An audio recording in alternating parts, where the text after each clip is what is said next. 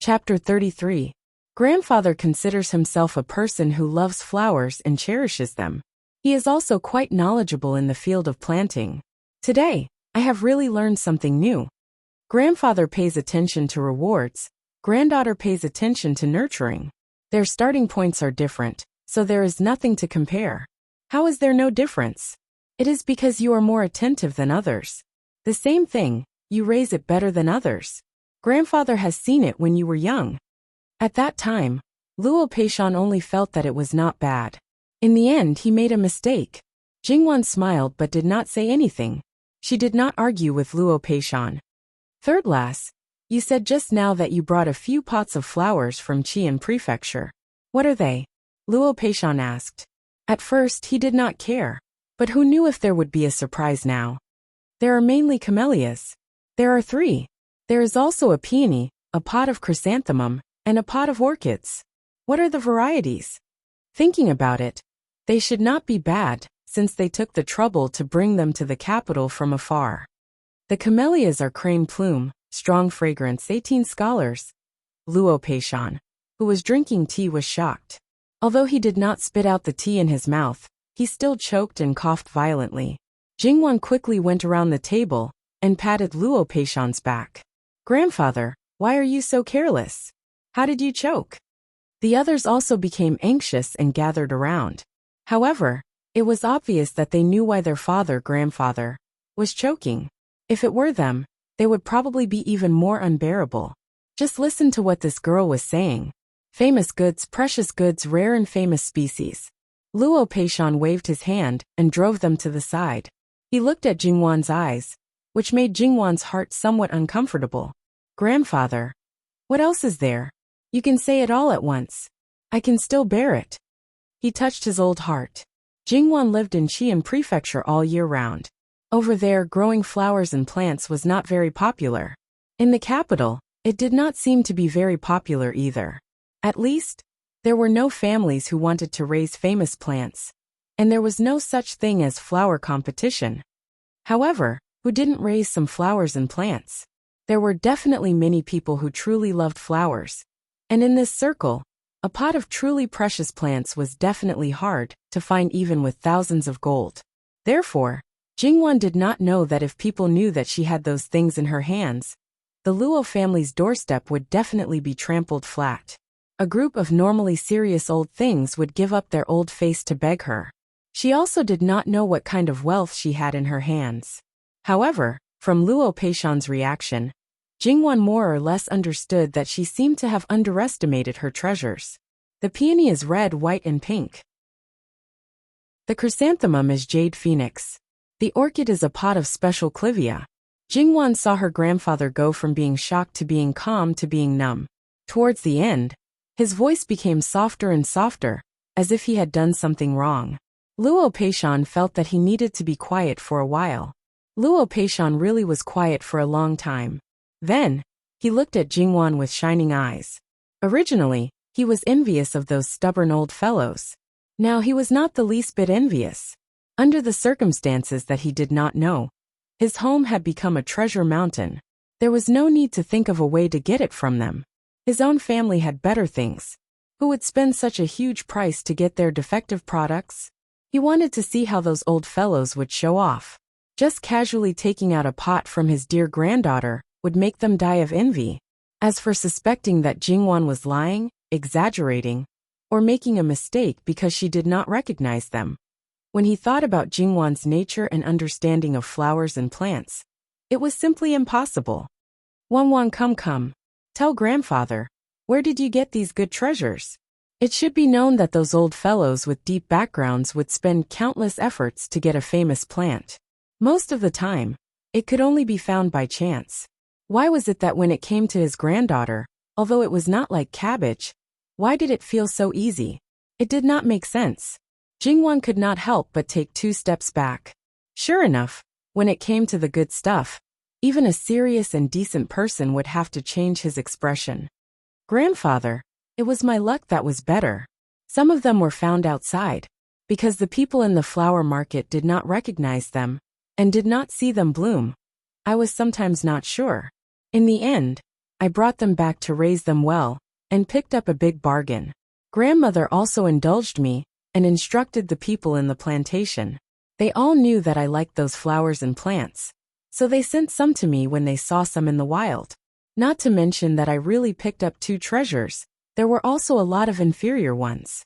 That Clivia was a rural farmer who, because he was really short of money, made a lot of messy flowers and plants, hoping that I would take a fancy to one of them.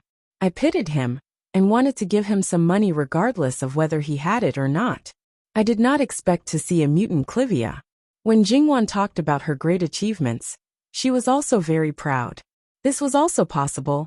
Then did it mean that these people who thought highly of themselves actually missed out on a lot of treasures because of their poor eyesight? It was simply heartbreaking. If it were not for the fact that it was already too late now.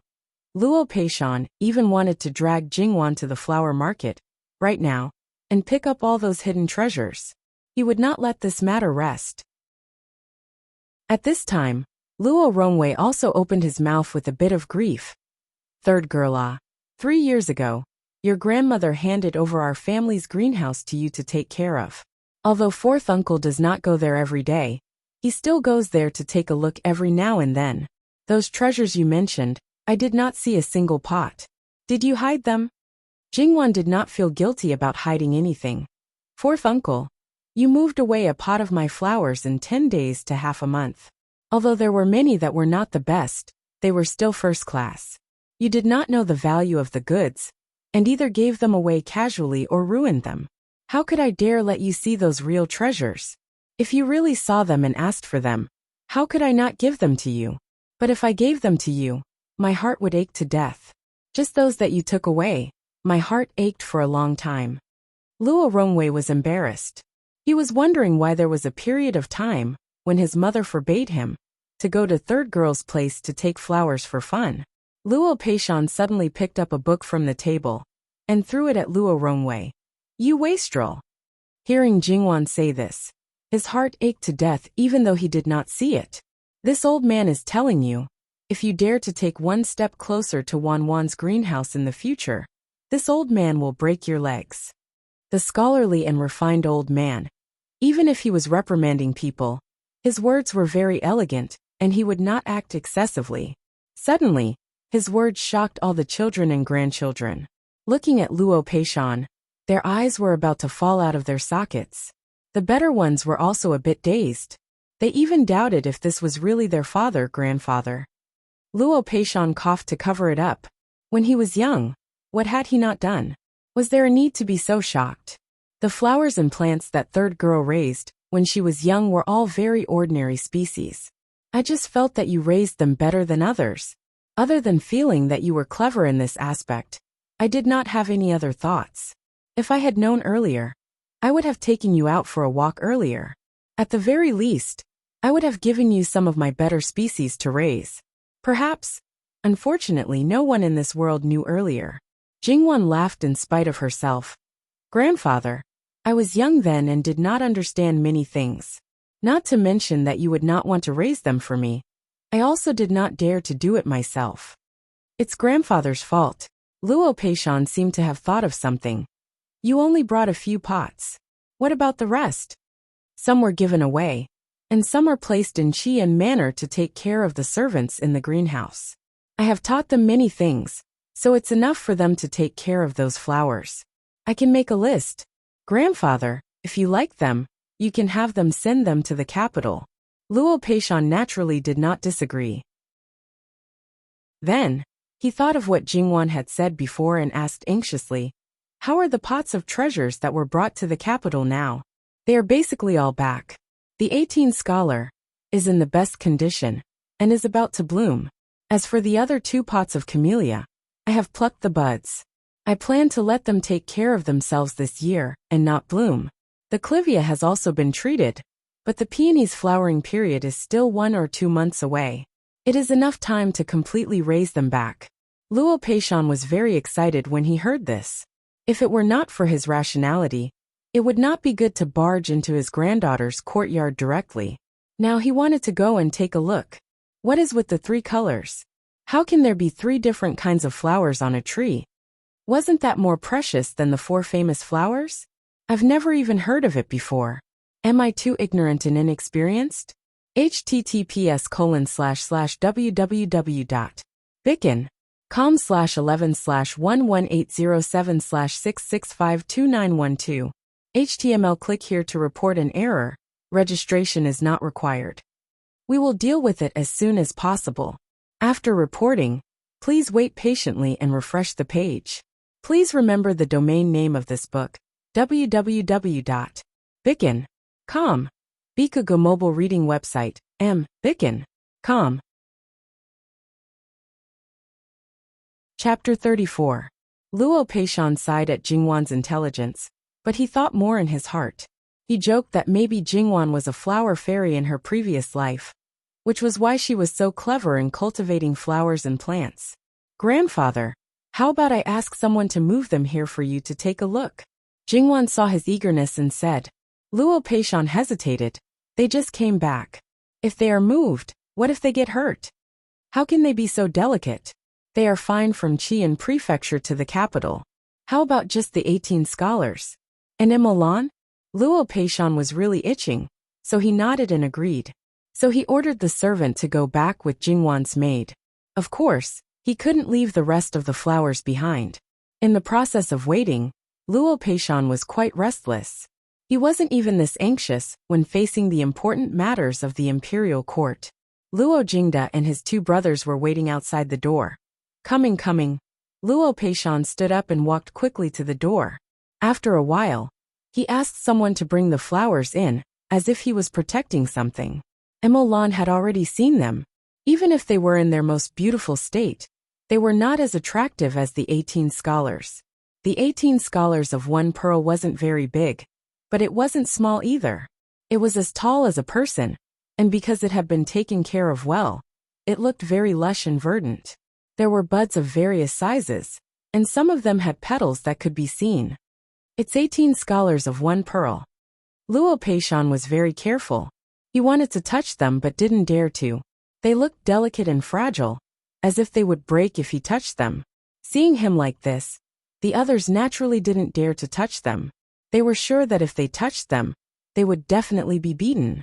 As the only girl here, Jingwan reached out to touch them. Grandfather, you don't have to be so careful. But her words didn't work. She had seen a lot and raised a lot, but she didn't understand the mentality of people like her grandfather. Jingwan felt helpless. Most people couldn't raise these precious breeds well. Other than the problem of technique, it was also because they cared too much about them. Because they were overly careful, it would backfire. Just like humans, the more carefully they were raised, the more carefully they were raised. If they didn't appear weak, then they would be raised into a crooked seedling. There weren't many that could thrive. When she was in Qian Prefecture, she had also told the gardeners about it. However, they still could not let loose. Because it was expensive, they could not afford to pay for it even if they sacrificed their lives. Therefore, they had to be careful. It was simply a vicious cycle. After that, he put everything aside and wandered around the 2 pots of flowers. As for those who didn't particularly like them, when their grandfather, wasn't paying attention, they flipped through the flora of fragrances. They could more or less learn a few tricks, and they could even remember some of the plants that they had never seen before. Even if they didn't plant them themselves, it was still good to show them off. Old Madame Luo waited and waited, but Old Master Luo didn't come, nor did her children and grandchildren come to pay their respects. Seeing that dinner time was almost over, she sent someone to the front study to take a look. Only then did she know the reason. Old Madame Luo didn't say much, and only ordered the food to be sent to the front yard. At this time, Wan was still a treasure in the Luo family. Old Master probably doted on her more than himself. Why don't you leave these flowers with grandfather? Seeing that Luo Peishan hadn't gone to eat for a long time, Jingwan opened her mouth and said, Move them back. Wan, grandfather will be at ease if you take care of them. Luo Peishan said without turning his head. That's fine. Come, send the flowers back to the elegant begonia house. Why move them now? There's no hurry. Move them later. Jingwan looked at Luo Peishan with a smile. No, grandfather. If you don't move them now, granddaughter won't be responsible for taking care of them. You little girl, are you threatening your grandfather? Luo Peishan seemed to be angry. Luo Rongyan and Luo Jinghua's palms were sweating. How could this girl be so arrogant, because she was pampered so easily? They naturally knew what kind of person Luo Peishan was. Looking amiable, could she stroke a tiger's whiskers? Jingwan's smile didn't change. Yes, grandfather. You don't need to eat dinner and don't do anything. You must get rid of this root of trouble. How could Luo Peishan not know Jingwan's intentions? She was worried about his health. He wasn't really angry, and Wan was also wasting time with him. She was hungry, so he felt quite guilty. As for whether his children and grandchildren were also hungry, a group of big men. So what if they were hungry? Luo Peishan couldn't help laughing. Okay, move them away, move them away. But if I want to see them in the future, quickly send them over. Grandfather, don't worry. I promise to be on call. After Jingwan and the others left, Luo Peishan instructed that in the future, the residence's greenhouse would be handed over to Third Miss to manage. She could do whatever she wanted. Only a few people knew that in Luo Peishan's eyes, the greenhouse was as important as the study. Luo Peishan was really in a good mood today. Seeing that his good-for-nothing children and grandchildren were also very pleasing to the eye, he didn't reprimand them. Instead, he said a few words amiably and let them leave. When they were far away, Luo Jingming suddenly said, "In the future, when grandfather is angry, why don't you ask third sister to come and put out the fire?" Luo Rongping coughed heavily. "What nonsense are you talking about?" Luo Jingming shrunk his neck in the face of his own father. Luo Rongyan reached out and pinched Luo Jingming's neck. Some words are better left unsaid. It's meaningless to say them out loud. The meaning was self-evident. This showed that even the indifferent and otherworldly Luo Rongyan was actually afraid of his father. The last time Jingwan went to the study, because she didn't cause any commotion, the others just looked on coldly from the sidelines. This time, it was completely different. All the male masters of the Luo family who could speak were there. They were very clear about Luo Peishan's attitude. Now that the two people with the highest status in the Luo family were holding her in the palm of their hands. In addition to Jingwan's own value, who would dare to slight her? Even if they didn't curry favor with her, at least they wouldn't openly find fault with her. It must be known that once one's heart was biased, then even if she was wrong, it would be someone else's fault first. In the main courtyard of Prince Jin's residence, the bedroom was brightly lit. Compared to the wealth and extravagance of other places in the prince's residence, this place was filled with warmth and comfort. If Jingwan was here, she would definitely see some traces of familiarity, because the layout was somewhat similar to her boudoir. One could imagine how crazy Li Hongyuan was when he peeked at Jingwan. At this moment, Li Hongyuan was sitting quietly on the couch. On the small jade table on the couch was a pot of blooming Chinese roses. Because it wasn't the peak of the flowering period, there weren't many flowers in full bloom. However, every single one of them was still tender and beautiful, without the slightest bit of damage. The branches and leaves were also carefully cared for, without the slightest trace of wilting. If Jingwan saw this pot of flowers, she would definitely be shocked. It was something she had given away before leaving Qi and Fu. Li Hongyuan gently fiddled with the petals with his fingers, and was lost in thought for a long time. It was unknown whether he was really looking at the flowers, or looking at the face of the person who raised them through the flowers.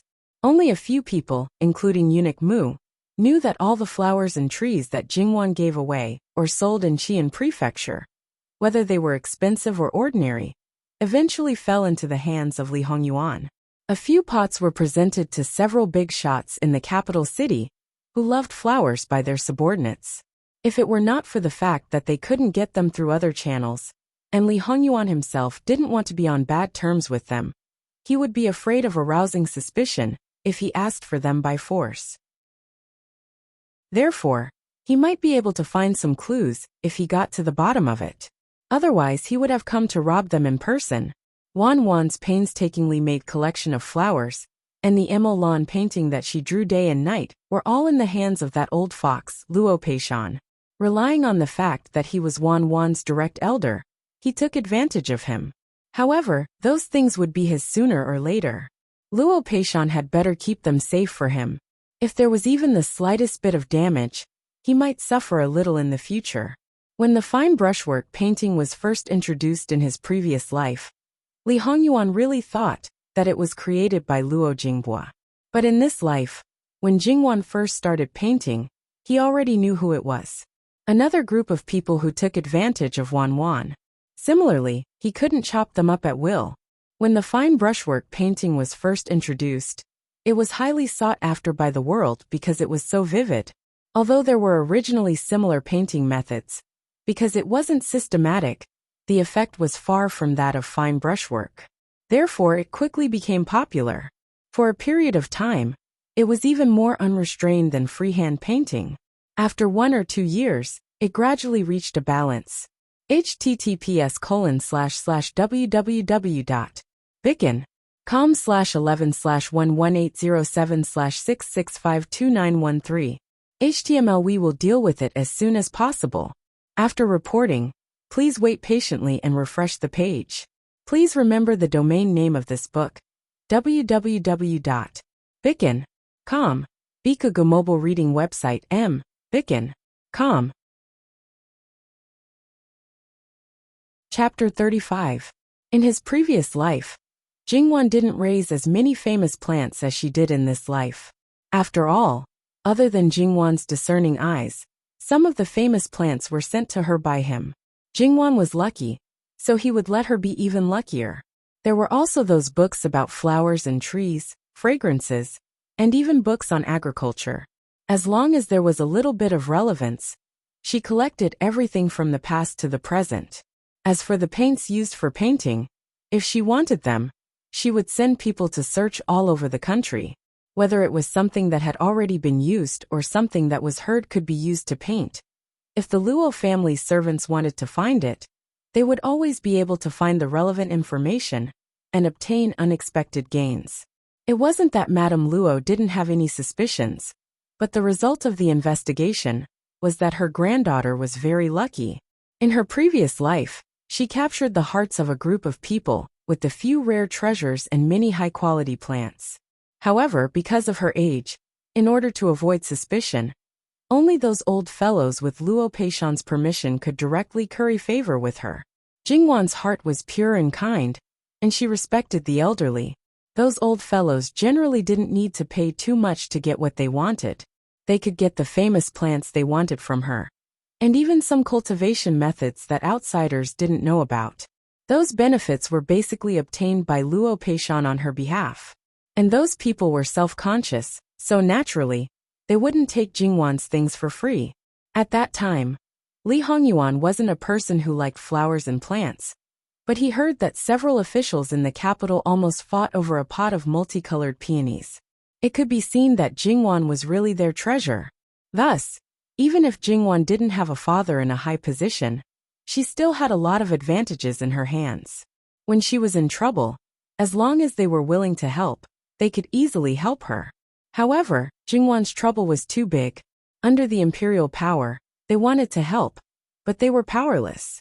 After all, no matter how precious the famous plants were, they couldn't compare to the lives of their own families. They could only secretly regret. Because she knew their difficulties, she didn't expect anyone to help her from the beginning. Therefore, Jingwan did not hold any grudges against them for standing idly by. Instead, she took the initiative to distance herself from them. Li Hongyuan closed his eyes and rubbed the space between his eyebrows. There were some things that he really couldn't think about. Every time he thought about it, he might lose control of his emotions and want to uproot all the problems right now. However, it was still far from the right time. If things got messy at this time, he wouldn't be able to control the overall situation, and it would shake the foundation of Qi Yuan. This was not something he wanted to see. He didn't want to be like his previous life, where he would have to spend a lot of time to manage the unstable country. How would he have the time to share the joy with Wan? The gains would not make up for the losses. As for giving up the country, don't joke around. He was hated by so many people. No matter who ascended the throne, they would definitely want to kill him. Wan naturally would not be spared. As for giving up on Wan, that was the only obsession he had in his 2 lifetimes. That was even more impossible. To him, the position of emperor was not that important. After all, he had already sat on the throne. Although the supreme power made people yearn for it, it was still inferior to Wan. Someone come. A beautiful servant girl quietly walked in. Master, send it back. Yes. The servant girl stepped forward and carefully picked up the flower pot. Originally, it didn't have much weight to her, but she had to pay 120% attention to it because this flower was more precious than her life. Li Hongyuan didn't raise these flowers and plants in the Jin Wangfu because each pot was taken care of by a person. If he left them in the Jin Wangfu, it would be too eye-catching. Although he seemed to have no power or influence, he was favored by the emperor. There would always be people who wanted to curry favor with him. Naturally, they would look for the source of the things he especially liked, which was not what he wanted. All of them were raised in a manor outside the city. With such a large manor, who would care about the people who took care of the flowers and plants in the manor? Who would know that some people's real responsibility was only to take care of the pots of flowers and plants? In the manor, there were many famous and precious things, but the most popular job among the gardeners was to raise a pot of flowers and plants. No one knew the origin of these flowers and plants. Perhaps they were not very expensive, but if the master liked them, their value would increase exponentially. Although if they were raised badly, they would inevitably lose their lives. But if they were raised well, the reward was enough to make countless people jealous. Therefore, when new flowers and plants were specially ordered to be taken care of by the higher-ups, except for those who already had exclusive flowers and plants, everyone would rush forward to make sure that it was something they could raise and do everything possible to get it. After a good night's sleep, Jingwan got up early and began to recover her morning exercise that had been interrupted for a long time. Good health was very important, especially in this place where a small cold could kill people. She had been healthy since she was young, and it was not without reason. Her goal was to be like some people in her previous life, who were over 50 years old, but still had a body that was completely comparable to that of a woman in her 20s. Anyway, she had a lot of time now. As long as she was willing to persevere, it was not just a thought at all.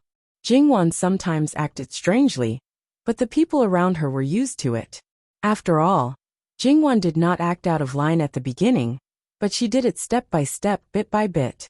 When it became a routine, everyone felt that it was natural. However, Mama Gong, who was good at maintaining health, was a bit strange at first, but after seeing it a few times, she understood the benefits. Not only did she not stop Jingwan, but she also made some appropriate changes to achieve the best results. After sweating, she washed up and drank a bowl of blood bird's nest porridge. Only then did she go to Falling Plum House to pay her respects to her parents, and then to the main courtyard to pay her respects to her grandmother. As for her grandfather, he had left early.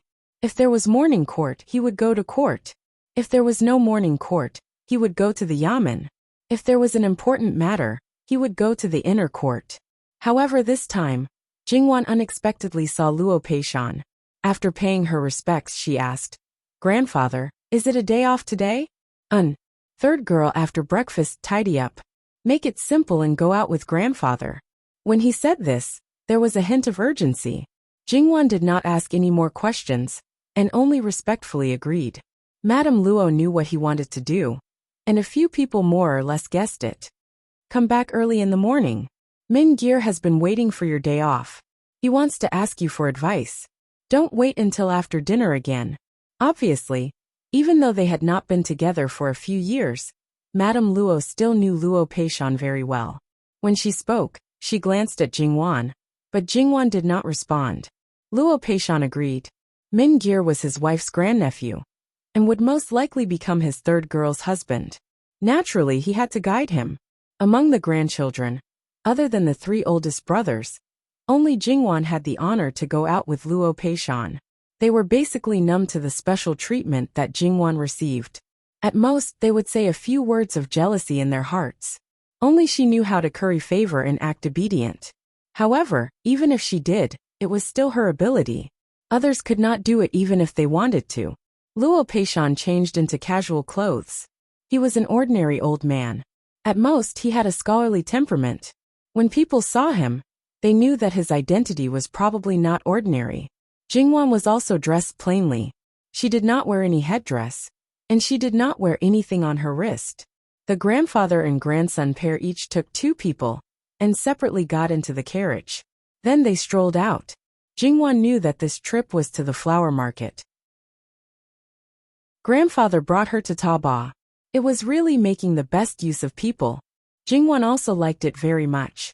Because there were elders accompanying her, Jingwan was not restrained. Following beside Luo Shangshu, she looked around and enjoyed it. The capital's flower market was much bigger than Qian Prefecture. There were many varieties of flowers and trees, and the quality was better.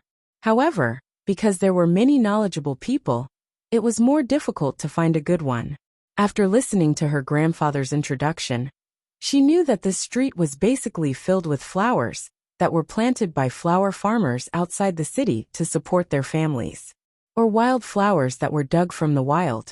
Most of them were very ordinary. It was difficult to find a good variety. Of course, occasionally, there would be peddlers from other places. They would bring them along, because they did not know them. Therefore, they might be extraordinary or worthless. If he did not bring Jingwan, Luo Peishan probably would not have come here. Although Taba was one thing, looking at different flowers and trees was also a kind of enjoyment. https://www.bicken.com/11/11807/6652915. HTML. Please click here to report an error. Registration is not required. We will deal with it as soon as possible.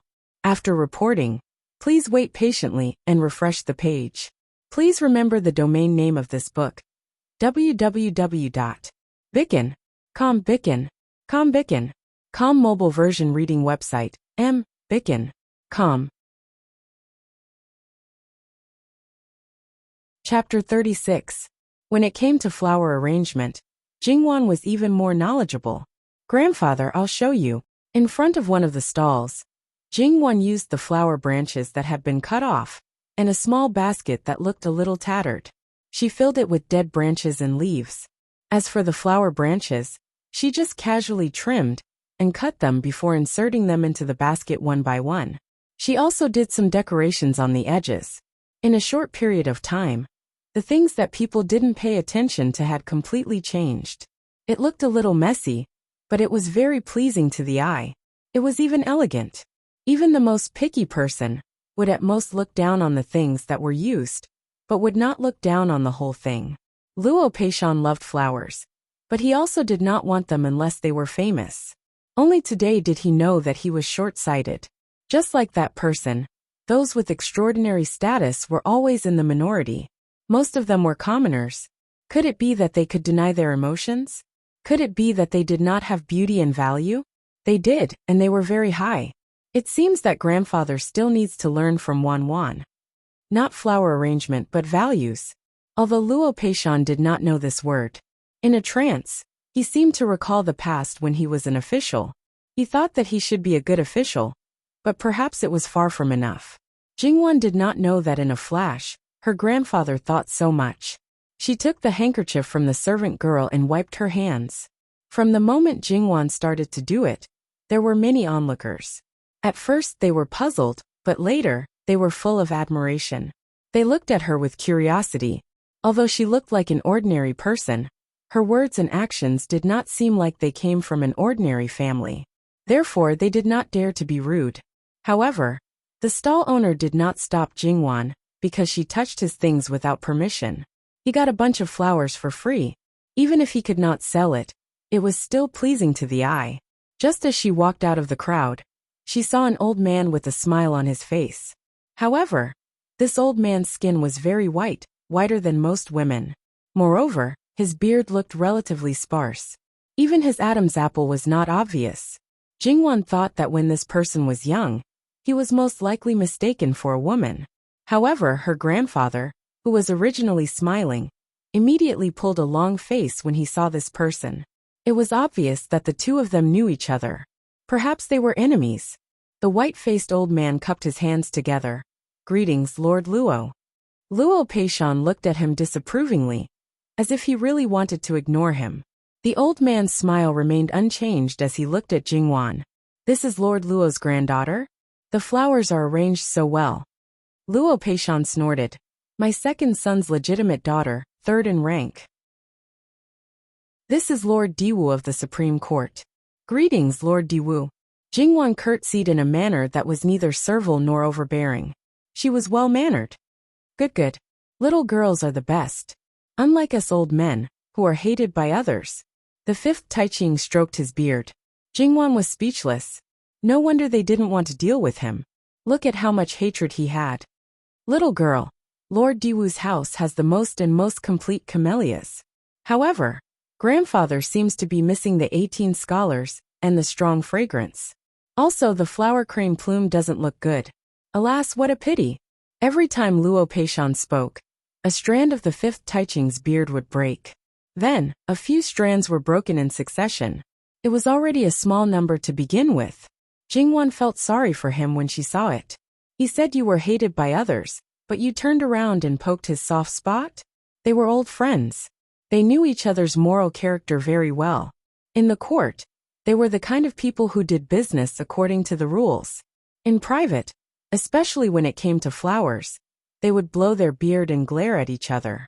Luo Peishan usually restrained himself, but in front of several people who knew his preferences, his image and face had already been torn to the side. How could some words just be said? Why, Lord Luo, do you know where to find the 18 scholars, strong fragrance and better flower crane plume? The fifth Taiching was still able to hold his ground. I do know where to find it. The 18 scholars have seen it. It's about to bloom. It looks much better than the defective goods that some people keep in their homes. The fifth Taiching's beard was broken again. Old man Luo, don't play dumb with this old man. What do you want? Hurry up and say it. Luo Peishan didn't want to pay attention to him. With Jingwan around, what famous goods couldn't he get? In the future, it would only be others who would beg him. Just wait and see. If he didn't make up for all the anger he had suffered in the past, he wouldn't be Luo Peishan. He didn't know whether old man Luo was telling the truth or deliberately teasing him. However, as long as there was a slight possibility, the fifth Taiching didn't want to give up. He had been yearning for it for too long. Therefore, like a small attendant, he wandered around Luo Peishan. And Luo Peishan acted like an old master. That scene made people want to cover their faces, and couldn't bear to look directly at it. Didn't you see that Lord Diwu's attendant looked like he couldn't wait to find a hole to hide in? It was too embarrassing in public. Master, you should at least wait for a place where there is no one around. Jingwan was laughing at the side. It turned out that as long as they had the same interests, these powerful and decisive old men could be so cute. Jingwan suddenly saw something more unexpected. She walked forward, reached out, and carefully picked up a small thing that looked like a lotus flower.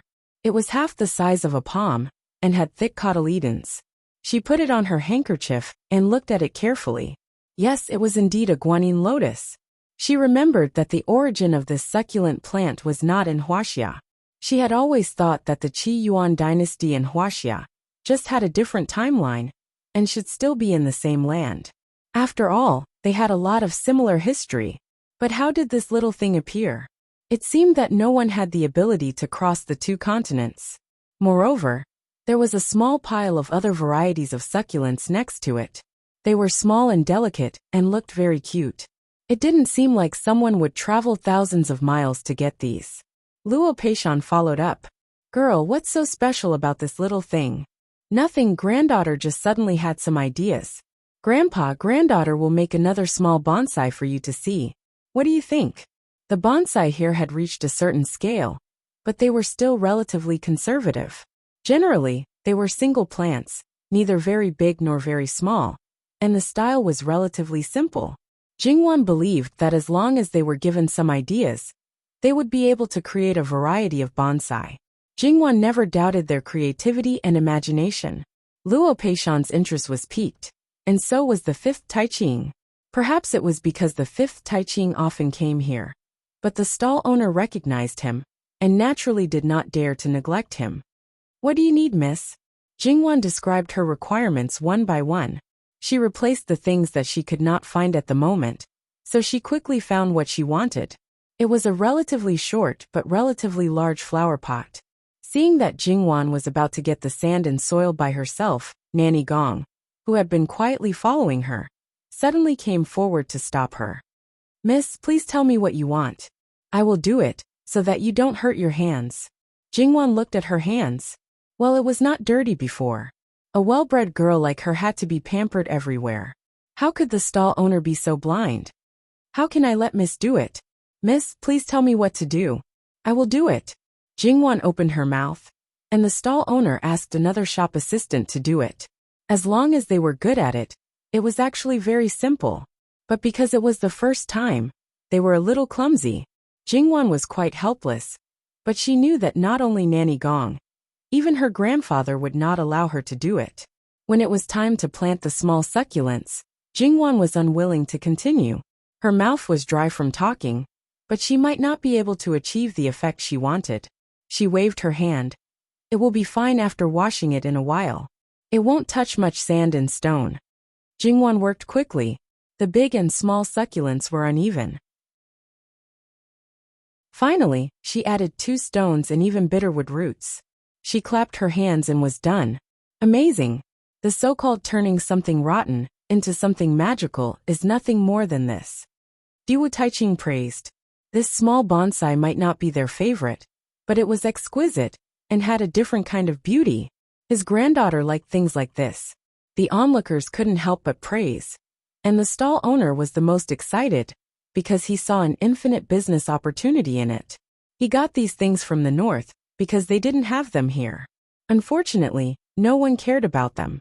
He wanted to wait for 2 days and throw them away. Who would have thought that things would take a turn? https://www.bicken.com/11/11807/6652916. HTML. Please click here to report. Registration is free. We will deal with it as soon as possible. After reporting, please wait patiently and refresh the page. Please remember the domain name of this book: www.bicken.com. Bicken.com Mobile Edition Reading Website, mbicken.com. Chapter 37. Jingwan nodded. In her opinion, this miniature bonsai was rather crude. She could make a good one when she went back. She asked the stall owner a few more things. Next time, bring some back and send them to the Luo residence. In addition, you can also look for other. Jingwan told him about the cactus-type succulents. If you see them, bring them back together. I want them all. If there are a lot of them, you can also sell them yourself. This small bonsai is very simple. You can understand it at a glance, right? Jingwan smiled. The stall owner was quite embarrassed to be seen through by a girl from the boudoir. What the stall owner didn't know was that this kind of inconspicuous little thing would quickly become popular in the inner courtyard of the capital. He had only eaten it 2 or 3 times before the big shots in the industry came to his door. Fortunately, he made a lot of money from it.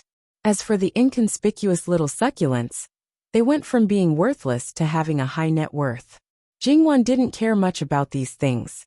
She washed her hands with cold water. Usually, she washed her hands with warm water at all times. This made Nurse Gong quite concerned. Qingzhu also muttered a few words. Jingwan was helpless. "Old man Luo, you have such a granddaughter. Why haven't I heard you mention it?"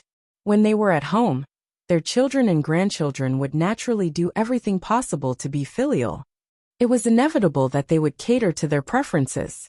If they really met a junior who was intelligent in this aspect, no matter what the original purpose was, they would definitely be happy. Then it was normal to pull her out from time to time to show off to others. This girl from the Luo family was not as simple as being intelligent, but they had never heard old man Luo mention it.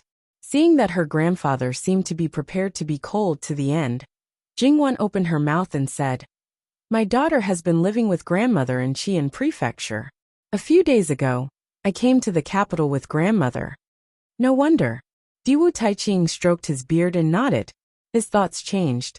Girl, do you know the few pots of flowers your grandfather mentioned? Jingwan looked at Luo Peishan and found it quite funny. My daughter raised them when she was in Qian Prefecture. This time, she brought them to the capital. Diwu Taiqing's beard broke several times in succession. If this continued, his beard would fall off sooner or later. His heart ached when he saw it, but he continued to touch it and drop it from time to time. He looked at Luo Peishan with hidden bitterness in his eyes. Lord Luo, you are full of confidence now.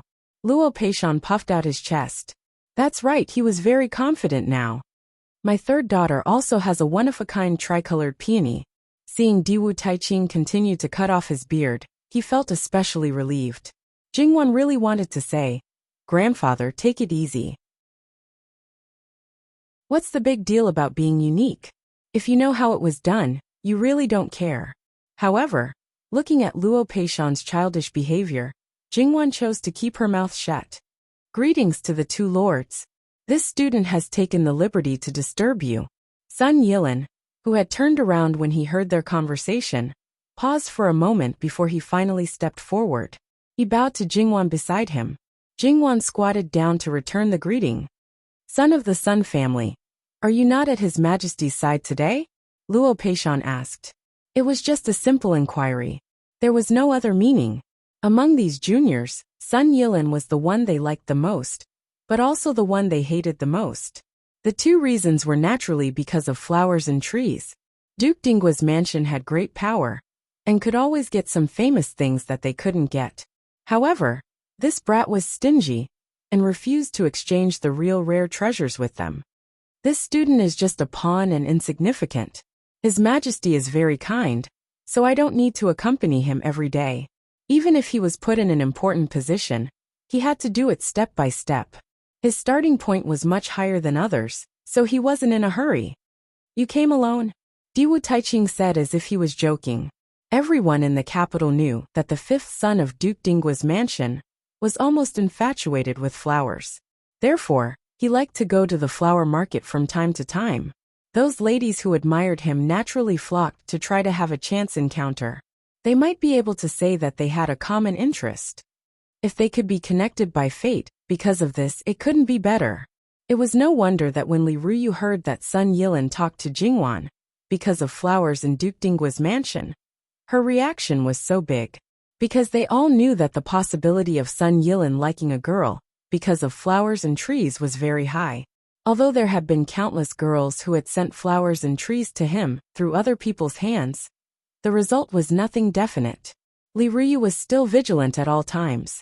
Sun Yilin knew his situation, but he had long been accustomed to it. Today, I mainly came out to accompany my sister for a walk. Sun Yijia's marriage was a hot topic. In addition, her marriage was related to the situation of the imperial court. Therefore, it was not surprising that Luo Peishan and the others also knew about it. Because it happened to be at the corner of two streets, the Sun siblings actually came from another street. Obviously, Sun Yijia most likely went to change clothes at this time. Sure enough, not long after, Sun Yijia came out of the brothel next to them. After Sun Yijia greeted the two elders, she greeted Jingwan. She didn't say anything, but her gaze paused on Jingwan's face. Jingwan returned a smile. However, Jingwan probably didn't know that Sun Yijia still had an impression of her. This impression was quite deep. This impression didn't come from the person Li Ruyu was looking for trouble with. It came from the time when they parted. The situation at that time was quite special. Even if it was a hurried glance, it was always easier to remember. Naturally, the number of people going to the flower market together increased. Sun Yilin was itching for the tricolored peony, but now wasn't the time to ask.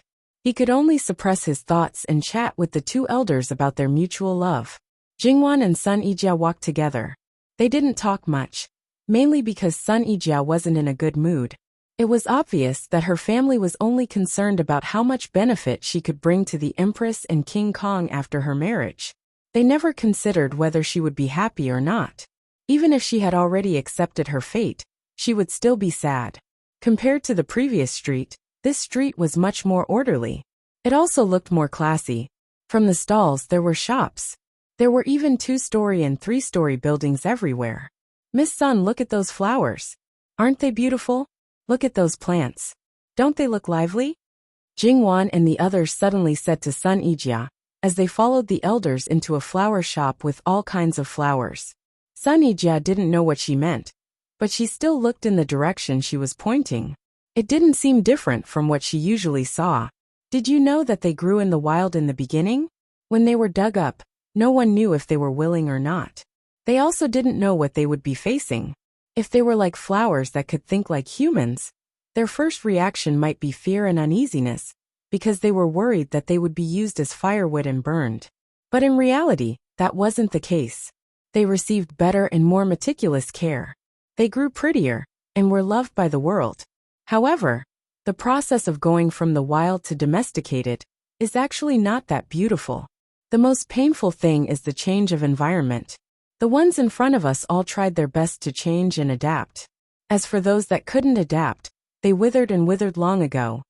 Jingwan's voice was gentle and unhurried. How could Sun Yijia not understand what Jingwan meant? When one's fate was controlled by others, why should one be worried about walking down a dead end? It wasn't as if one didn't have a choice at all. Try your best to adapt and live a good life, or be disheartened and let things slide. If she chose the former, she might find that she was better than before. Even if she couldn't, she was a girl from Ding General Manor. It was not impossible for her to enjoy herself. If she chose the latter, even if others wanted to, they would give up because of her indifference. They would become dim, decline, and disappear silently. Sun Yijia's tears rolled down her cheeks like a broken string of beads. No one in the family had ever told her these things. Other than her brother, who was closest to her, no one could tell what she was thinking. However, her brother couldn't comfort her. She thought that she didn't need anything, and just lived day by day. In fact, that wasn't the case. She had been wandering in the dark, lost. She needed someone to show her the way. But this person came so suddenly and unexpectedly. https://www.bicken.com/11/11807/6652917. HTML. We will deal with it as soon as possible. After reporting, please wait patiently and refresh the page. Please remember the domain name of this book, www.bicken.com. Bicken.com Mobile Edition. Chapter 38. Jingwan wiped her tears with a handkerchief and said with a smile, "Girls are made of water. Don't cry too much. Otherwise, you'll be like those flowers. Without water, they won't be beautiful anymore. It's okay to cry once in a while, but you have to find the right person to cry to. You have to cry to the person who cares for you." She winked as she spoke. Sun Yijia smiled through her tears and quickly wiped away her tears. Because she didn't put on any makeup, she didn't have to worry about her makeup being smudged. Her eyes wouldn't turn red in such a short time.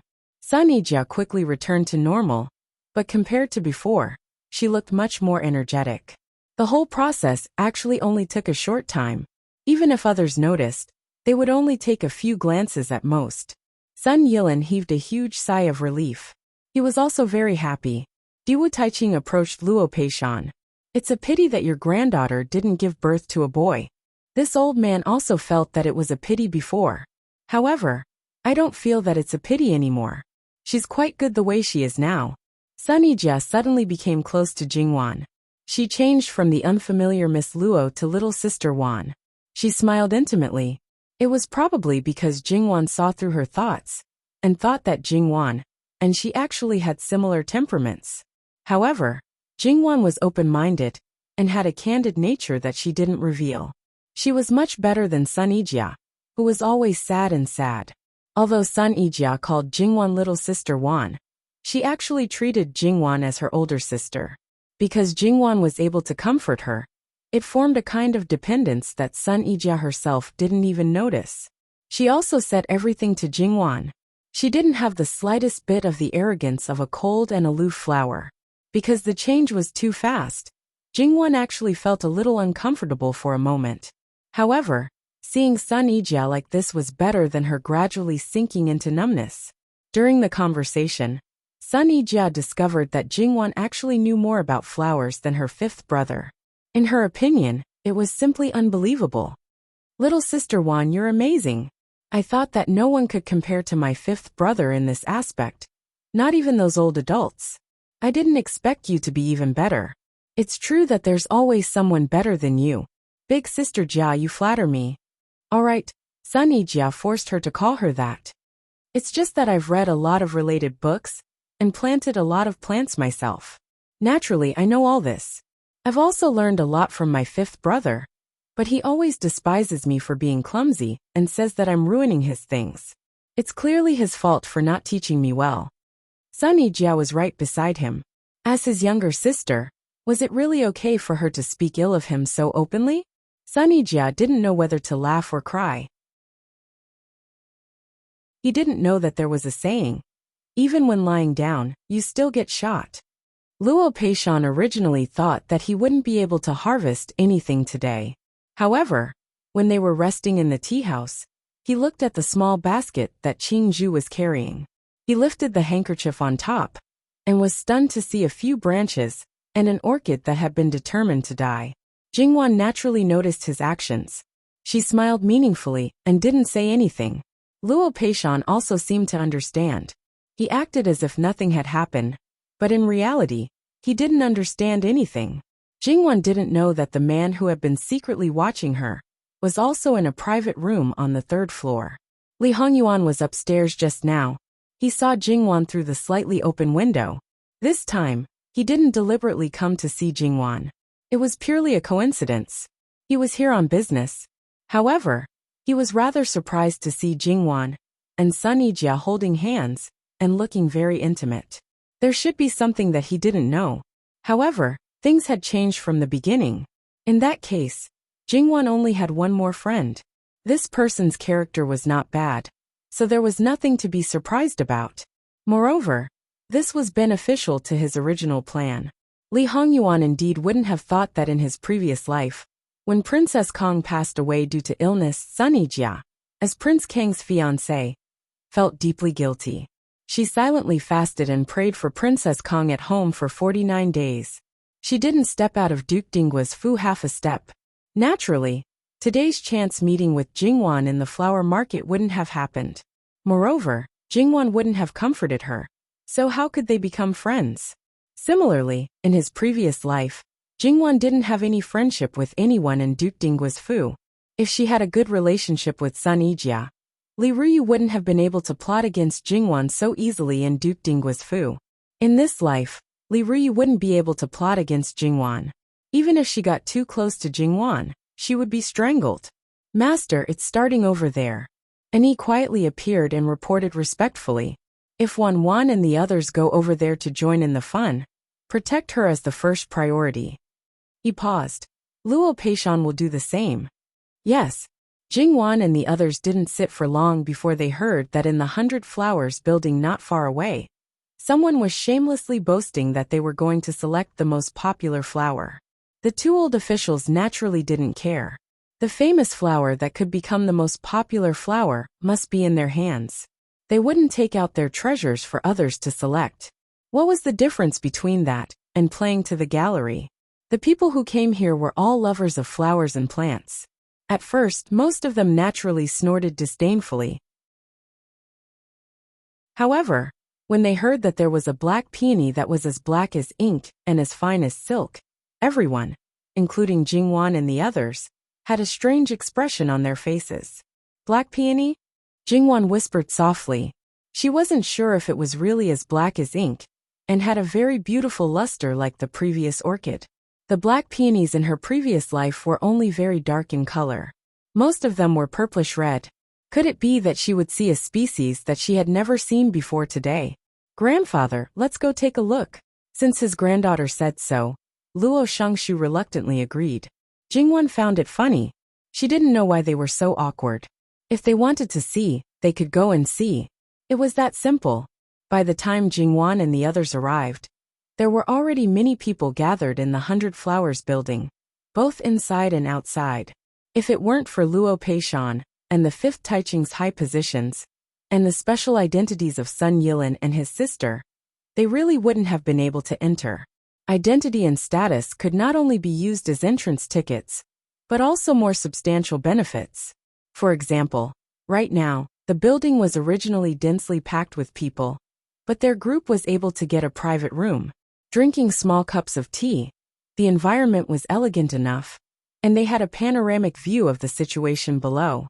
After asking the servants in the private room, they found out that the so-called selection of the courtesan belle was actually a competition between two parties. Moreover, it was the two princes, the third Prince Rui Prince, and the fourth Prince Gong Prince's brother-in-law, the real brother-in-law, and their respective Wang Fei's younger brother. This was interesting. The Gong Prince's biological mother was only a concubine, but she had Qin Shu Fei behind her. Qin Shu Fei had no children, but the Qin family behind her was the newly established Marquis of Champion's mansion. Her brother was the head of the left governor's mansion, holding military power.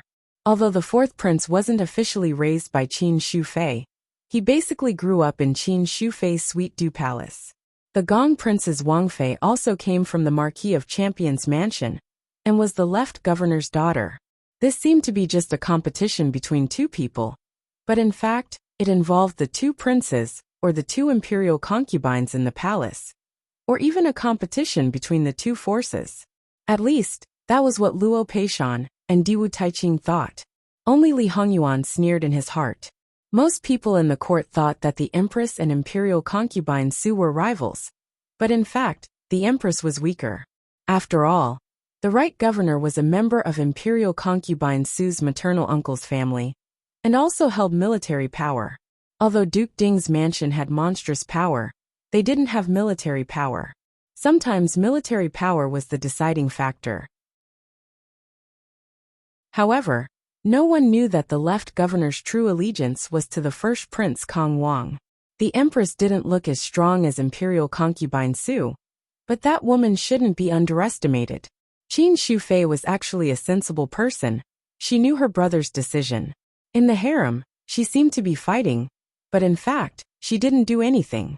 Even the so-called support for the fourth prince, the Gong Prince, was just a show for others to see.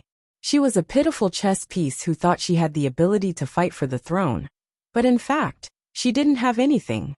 Therefore, Qin Shu Fei was relatively low-key in the harem, and she wasn't as favored as imperial concubine Su. However, the empress and imperial concubine Su didn't dare to provoke her easily. The empress knew that she was on their side, and imperial concubine Su was afraid of her brother, the left governor. However, these were all situations where Li Hongyuan didn't intervene. In his previous life, he was able to become the final winner. Part of the reason was that the left governor rebelled against the empress's faction and sided with him. In this life, the left governor had long been in his hands. https://www.bicken.com/11/11807/6652918. HTML. Click here to report an error. No registration required. We will deal with it as soon as possible. After reporting, please wait patiently and refresh the page. Please remember the domain name of this book: www.bicken.com. Bicken.com Mobile Edition.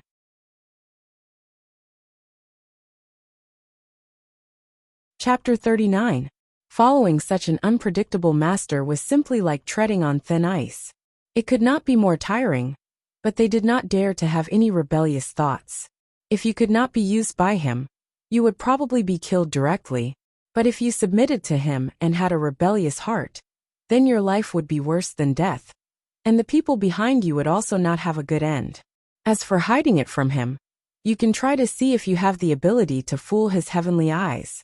That's right. In this Qin's opinion, Jin Qinhuang has the ability to reach the heavens. Jinghuang was not interested in the bustle below, as well as the people on both sides attacking each other. She only wanted to know if she could really see the treasure that she had never seen before. The process of waiting was rather boring. Wan Mimi cares so much about that black peony.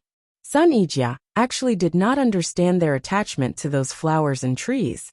Just like people who like jewels and jade, if they suddenly hear that there is a beautiful jewel that they have never seen before, It is inevitable that their heart will itch. Even if they can't take it for themselves, they still want to feast their eyes on it. If it is the same as expected, they will probably be satisfied and gratified. If there is a difference, they will probably be disappointed. And before they see it, they will be expectant, anxious, perturbed, and so on. In short, they really care about it. Sun Yijia nodded, more or less understanding this feeling. Most people would be like this when faced with something they like. She herself had also experienced it before. The only difference was that the intensity of that feeling was different. It seems that the stupid things that fifth brother did before can be pardoned. I will not make fun of him in the future. Sun Yilin was once again innocently implicated. Jingwan smiled but did not say anything.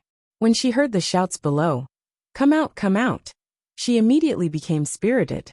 She got up and turned her head to look. The other people's reactions were similar to hers. Two brocade-clothed men, looking like they were brought up. Their faces were white and tender. Their expressions were arrogant. They did not walk properly, with some frivolity. One person was shaking a jade folding fan. Looking at the face of the fan, it should be a work of a famous master. The other person was playing with a rare amethyst bracelet. When they saw each other, they raised their heads and used their nostrils to face each other. Behind them, there were several manservants, carrying large wooden chests that were tightly covered. They walked from both sides to the round stage in the middle that was decorated with flowers. It was usually used for singing and dancing performances. The two of them seemed to be sworn enemies on a daily basis. Once again, they bickered with each other, criticizing each other from head to toe. Jingwan had a headache because of their quarrel. She didn't know why she got angry. She picked up the teacup next to her and threw it down. With a clang, it became quiet. The onlookers also quieted down. Almost simultaneously, they all looked in the direction where the teacup was thrown. Jingwan also knew that she had done something stupid because she was anxious. Because there was something blocking her. It was too late for her to retreat immediately. She was already prepared to be watched and pointed at. Unexpectedly, a black shadow flashed in front of her, and she was completely blocked. Looking at the back of the figure that was close to her, Jingwan slightly exhaled and slowly moved to the side. Jingwan smiled embarrassedly at the meaningful gazes of the others. Luo Peishan pointed at her from afar. Grandfather really thought you were a steady person.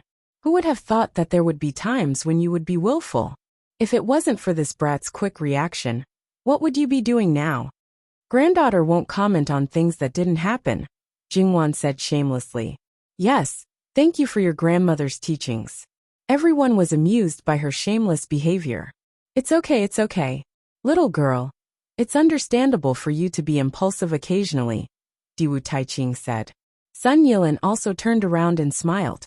He didn't care about the people below at all. As for the two main characters below, they raised their heads and wanted to curse, but when they saw Sun Yilin, they shut their mouths embarrassedly. Sun Yilin was a young master like them. Their age was about the same. Sun Yilin was born noble, and they were also born noble. However, when facing Sun Yilin, they were inferior. Moreover, he was the one who was ostracized. There was no other reason other than that Sun Yilin was the other family's child, that all their elders talked about. He was the most hated one. When going against him, they were always the ones in the wrong. How could young Master Sun do such a thing? It couldn't be worse. You two don't keep me in suspense. Quickly open it, and let everyone have a look. Also let this humble one see. Sun Yilin finally looked them in the eye. He was truly a noble young master, making the two below look useless. Although they really didn't want to give him any face. If they really did that, they definitely wouldn't have a good ending.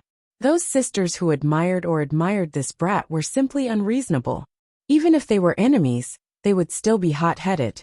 Perhaps one of them was in the brothel right now. Qin Tianming's youngest son. In terms of family background, he was better than the younger brother of Princess Rui, Lady Lu. After all, although the person with the highest position in the Lu family was an inner cabinet elder, he was the last of the 4 cabinet elders, and had no title. At this time, young Master Qin didn't hold back. I'll go first. Before young Master Lu could speak, he directly asked someone to open the wooden box. He said it lightly, but the person who opened it wasn't. If he wasn't careful and damaged the treasure inside, even 10 lives wouldn't be enough to compensate. Perhaps young Master Lu was confident in his own flower. Even when he heard that it was an ink peony, he didn't care. He looked quite leisurely, or perhaps he was waiting for his famous flower to amaze everyone. The ink peony, which was widely discussed, finally appeared. It was a flower that only reached the height of a person's chest. Indeed, there were a few sparse ink peonies, but the flower shape wasn't big, and the color was somewhat dark. Perhaps the rumors were too exaggerated and didn't reach the expected height. Although people were surprised that such a species really existed, in fact, they didn't have an exaggerated reaction. No matter how rare it was, its appearance wasn't good enough to attract people's attention. Young Master Qin was so angry that his face turned red. He didn't expect that the treasure that he thought he was sure to win was not valued by others. He didn't even know that he had bragged too much. If the crowd didn't know at the beginning, and it suddenly appeared, it would definitely shock some people. In anger, he kicked the person beside him. Young Master Lu sneered. "You dare to call yourself a top flower? Take a good look." Perhaps because they were disappointed with the ink peony, they were looking forward to young Master Qin's flower. They were all guessing what it would be. Looking at young Master Lu's expression, perhaps it was the real treasure. When the wooden box was opened, everyone was really shocked. It was also a peony, but the difference was that this peony was not only in good condition, but also blooming red, pink, and white flowers. They were evenly and scattered, and each flower was unusually delicate. It was no worse than the 4 famous peonies. This was a real rare treasure. Almost everyone in the field showed an infatuated look. On the contrary, Jingwan's expression was cold and even indifferent. She didn't care about the peony, but when her eyes fell on the ink peony, they showed gentleness. "Sister Wan, you don't like the tricolored peony?" Sun Yijia didn't particularly like flowers and trees, but she loved them very much. Sister Wan's reaction was wrong. Didn't she see that her 5th brother's eyes were glued to the tricolored peony? Hearing this, the others came back to their senses. When they saw Jingwan's expression, they all felt that something was wrong. Luo Peishan thought about his granddaughter's pot of multicolored peonies. It seemed to be red, white, and pink. Was it because she thought that her peony was unique, but when she saw another one, she was unhappy? Or was it because his peony was not as good as this one? However, Luo Peishan didn't think his granddaughter was such a narrow-minded person. Sun Yilan also thought of a similar problem. Perhaps because he liked Jingwan from the beginning, he didn't think she was narrow-minded. Instead, he wanted to comfort her. Jingwan looked up and saw their different expressions. She couldn't help but laugh. "I just feel that it's a pity that such a good white peony was ruined by them." Luo Peishan's expression became serious.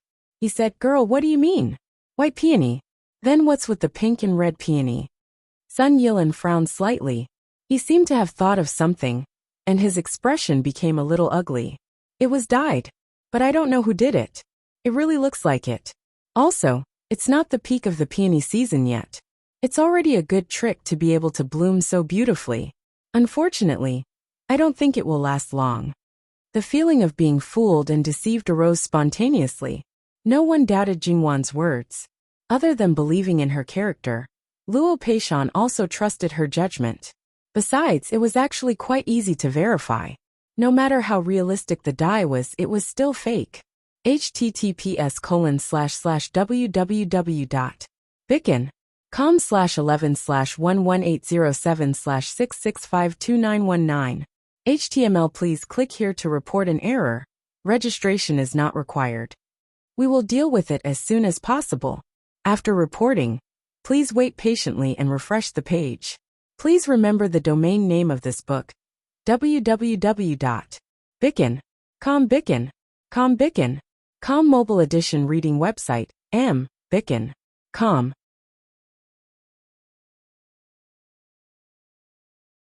Chapter 40.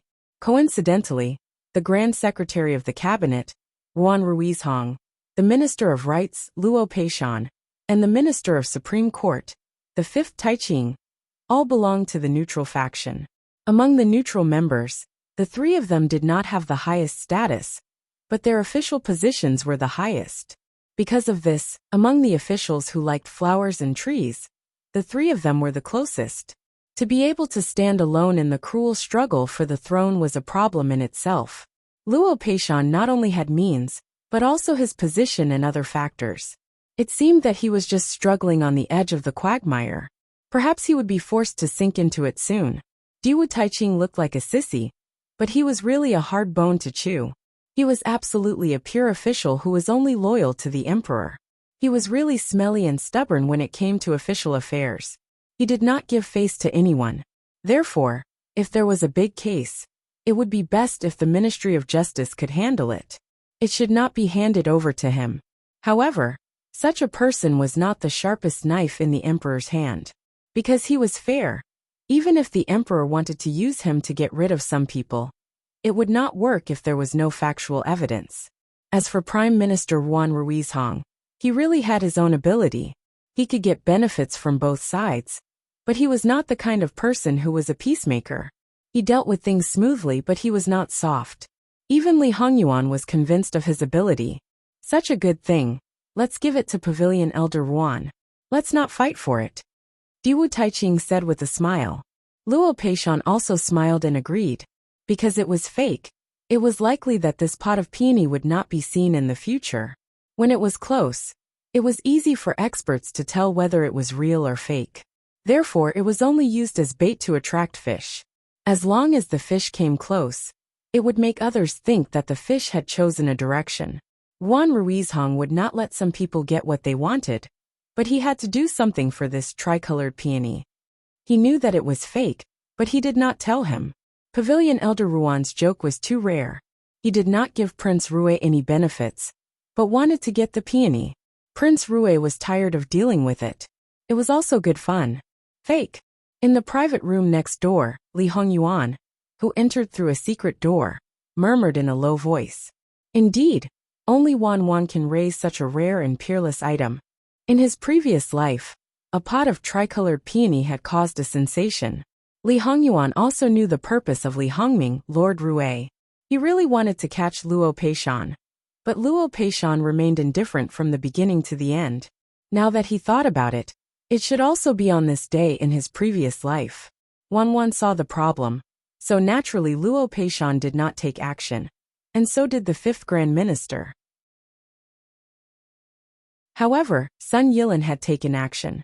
Everyone thought that he did not get what he wanted, because he was on the Empress's side, and had a hostile relationship with Lord Rue.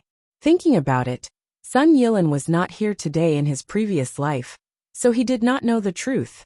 Yuan Ruizhong and Li Hongming tangled for a while, but the result was unknown, because the appearance of another pot of tricolored peony covered up this matter. After all, many people had personally touched the peony that Wan took out. According to Li Hongming's character, he should have kept a close eye on Wan. However, perhaps before he could do anything, Wan had already been schemed against by Li Ruyu. Thinking about it this way, Wan's fate was really full of misfortune. There was a wolf in front and a tiger behind.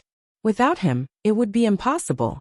After coming to this conclusion, Li Hongyuan naturally made some arrangements or changes to the layout of the plan. Grandfather, buy that pot of black peony. Bang! Before Jingwang could finish her words, Mr. Qin kicked the black peony over. The pot was smashed, the soil scattered, and the peony fell to the ground, dropping many leaves and petals. Jingwan's heart ached. She turned around and seemed to want to go downstairs. Girl, don't worry. Looking at its appearance, other than you, there aren't many people who want it. When the matter is over, it won't be difficult to get it back. Hearing this, Jingwan could only calm her mind. Li Hongyuan saw her expression from the dark hole, and his face sank. Have Qin Tianming come see Ben Wang tonight? Yes. And he replied, if the son doesn't teach, the father is to blame. This was a typical example. However, Qin Tianming was even more miserable. At least if it was another person, he wouldn't be so angry that he would suffer. When facing the future Wangfei, Master's heart was smaller than the tip of a needle. That flower wasn't Miss Luo's to begin with. He only showed that he wanted it. His heart ached when he saw the flower suffer. But this person looked like he wanted to cut her into 8 pieces. As for those who really made a move against Miss Luo, Annie didn't dare imagine what their future would be like.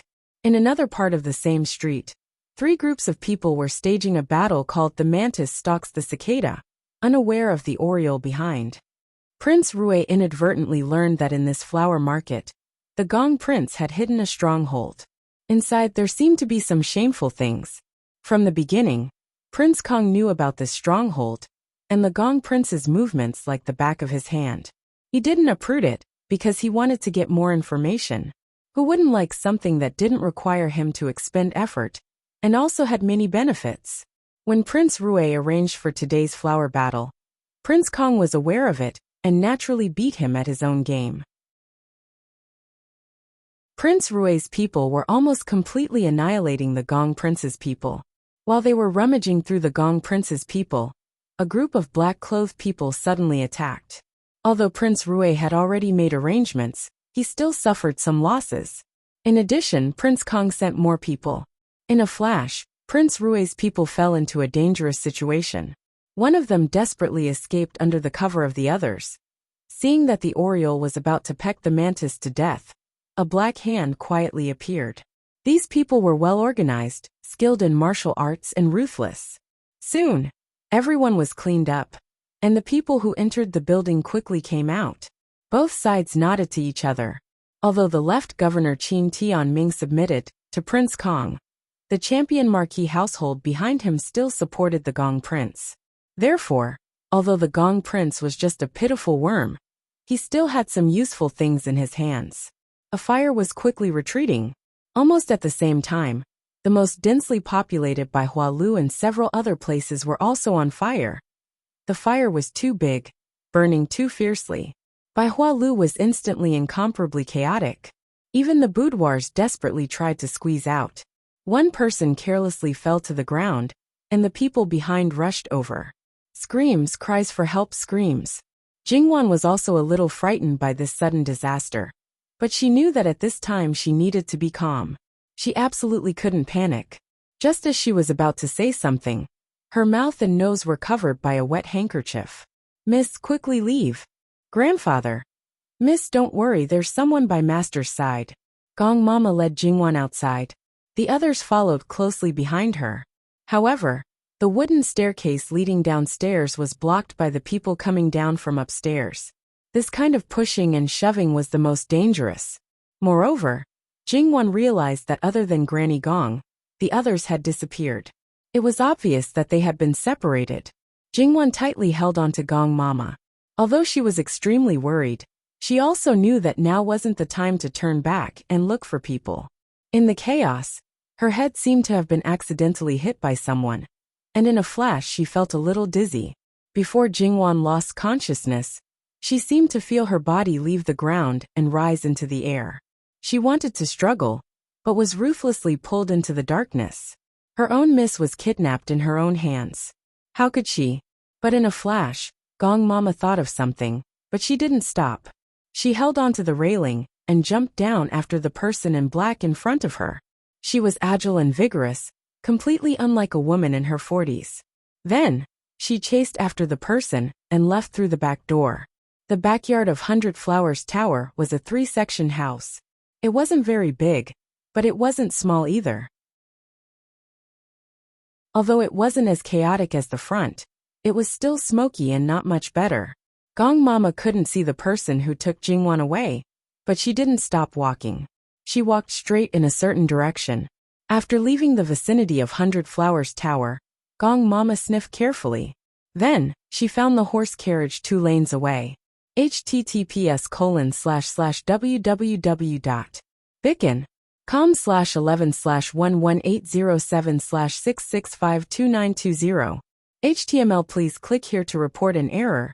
Registration is not required. We will deal with it as soon as possible. After reporting, please wait patiently and refresh the page. Please remember the domain name of this book: www.bicken.com. Com Mobile Edition website m.bicken.com.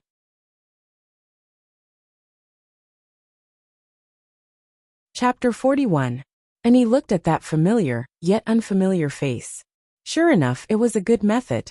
She only changed her face a bit, and it looked like another person. But as long as she wanted to, she could use that completely different face to let people who were familiar with her original appearance recognize her at a glance. As expected of the female protector, "You found me so quickly. Call me Mama Gong." She was too lazy to pay attention to an E. The incense used by the young lady. Although it was made by the young lady in the beginning, it was all made by her. She couldn't be more familiar with it. With her sensitive nose, how could she not smell it? If she still couldn't find it, how incompetent would she be? She looked at the carriage and frowned. "Wangya, the young lady's reputation is very important. Please think more about the young lady." And he was a bit displeased. "Female protector. That is the master. How can you be so rude? Call me Mama Gong. 2 years ago, when I was sent to Qian Manor, my master changed. That is the Luo family's third young lady, the only one." And he thought of his master and closed his mouth. Li Hongyuan half leaned in the carriage, holding the unconscious Jingwan in his arms. As if he was suffering from skin hunger, his fingers kept moving around her face and neck. The smooth and delicate touch seemed to make his whole body tremble. He had the impulse to rub Jingwan into his bones and blood. But when he heard Jingwan groan because of the discomfort, he subconsciously loosened his grip. Lowering his head, his lips landed on Jingwan's forehead. Gently, her eyes, the bridge of her nose, the tip of her nose, her cheeks, her earlobes, and the side of her neck. His lips lingered on and finally landed on her alluring pink lips. He licked them but did not dare to go deeper because he knew that once he did, he might lose control. For so many years, he was like an ascetic monk who didn't touch women. He was very clear that once he opened a mouth, it would be like a flood breaking through a dam. When he came back to this day, 12 years had passed. He finally held her in his arms. Calculating the time, when he just came back, Wan seemed to be only 2 years old. What a pity, Qian Manor was too far from the capital. Moreover, he was trapped in the palace and couldn't see the little Wan. Even if he sent someone to her side, he had to wait for a full 6 years until he left the palace at the age of 16. However, if he continued to raise Wan by his side, when she grew up, she probably wouldn't be the Wan he wanted. This was because he knew best that the same person in different places, and taught by different people, could create 2 completely different people. It was also because of this point that during the 10 years that Wan was in Qian Manor, especially the years after she grew up, other than secretly giving her a little help, he didn't change her life. Even if he sent Nurse Gong, other than protecting her and taking care of her body, she only taught her some common rules and etiquette. Other than that, she didn't do anything else. He was afraid that Wan would no longer be the person in his memories. Fortunately, she was still her. As long as he could ensure this, he would completely change her life in the future. Their lips pressed together for a long time. Li Hongyuan let out a low sigh. "Little vinegar jar, do you know how much this prince endured for you? In the future, you have to make it up to this prince." His palm seemed to unconsciously fall on Jingwan's chest. His peerless face was serious, but his hand was like an old hooligan, as if he wasn't satisfied with the size. As expected, compared to a few years later, it's still too small now. However, a green fruit should have a different taste. He licked his lips, as if he was reminiscing about something. That dark gaze seemed to contain a madness that could devour everything, but also an endless tenderness and affection. His low and seductive voice made the 2 people outside twitch. They hated how their hearing was so good. This man was indeed abnormal. It was fine if he was crazy, but how could a grown man like him be so frivolous towards a young girl? Did he still have any shame? Another 2 men in black appeared one after another. One of them was holding a broken black peony. However, when they saw this scene, they stopped and didn't approach. Nurse Gong was a little anxious. If they didn't go back, the people on the other side would be anxious. Moreover, whether or not there was an accident, a young girl missing for a long time would always attract gossip. "Your Highness, how is it?" Li Hongyuan asked when Nurse Gong was about to speak. Nurse Gong breathed a sigh of relief and retreated to the side. She didn't need to listen to things that had nothing to do with her. Even if she occasionally heard one or two words, she would turn around and forget them. The two men in black quickly stepped forward, replying to Master, "Everything has been done. We also got the things from Bai Hua Lu." The master behind Bai Hua Lu was Li Hongming. This time, he really tried to steal a chicken only to end up losing the rice used to lure it, suffering heavy losses. As for Prince Kong and the Gong Prince, they naturally didn't fare much better. In this drama, Li Hongyuan became the hunter who wiped out the first three. Li Hongyuan made a sound that was almost inaudible. After a while, he came out of the carriage with Jingwan in his arms. The other three men quickly lowered their heads. Nurse Gong stepped forward, almost snatching, and carried Jingwan over. She carefully examined Jingwan's collar and other places. She didn't find any marks, so she breathed a sigh of relief. Whether it was her words or His Highness restrained himself, she couldn't stop this man. She could only do her best to protect the young girl. Li Hongyuan's face darkened. This prince is not a ferocious beast. Nurse Gong glanced at him, as if to say, "You're more terrible than a scourge." Li Hongyuan's face darkened even more. However, Nurse Gong wasn't afraid of him, not only because she grasped his weakness, but also because she wasn't afraid of him. It could be said that Nurse Gong watched Li Hongyuan grow up. This servant will withdraw. As for the black peony, according to His Highness's character, he would find a way to send it to the young girl. Li Hongyuan watched as Granny Gong disappeared with Jingwan. His entire body was filled with a terrifying aura. The three secret guards wished they could disappear immediately. They were already unpredictable and ruthless. In addition, they were not satisfied with their desires. How could they live?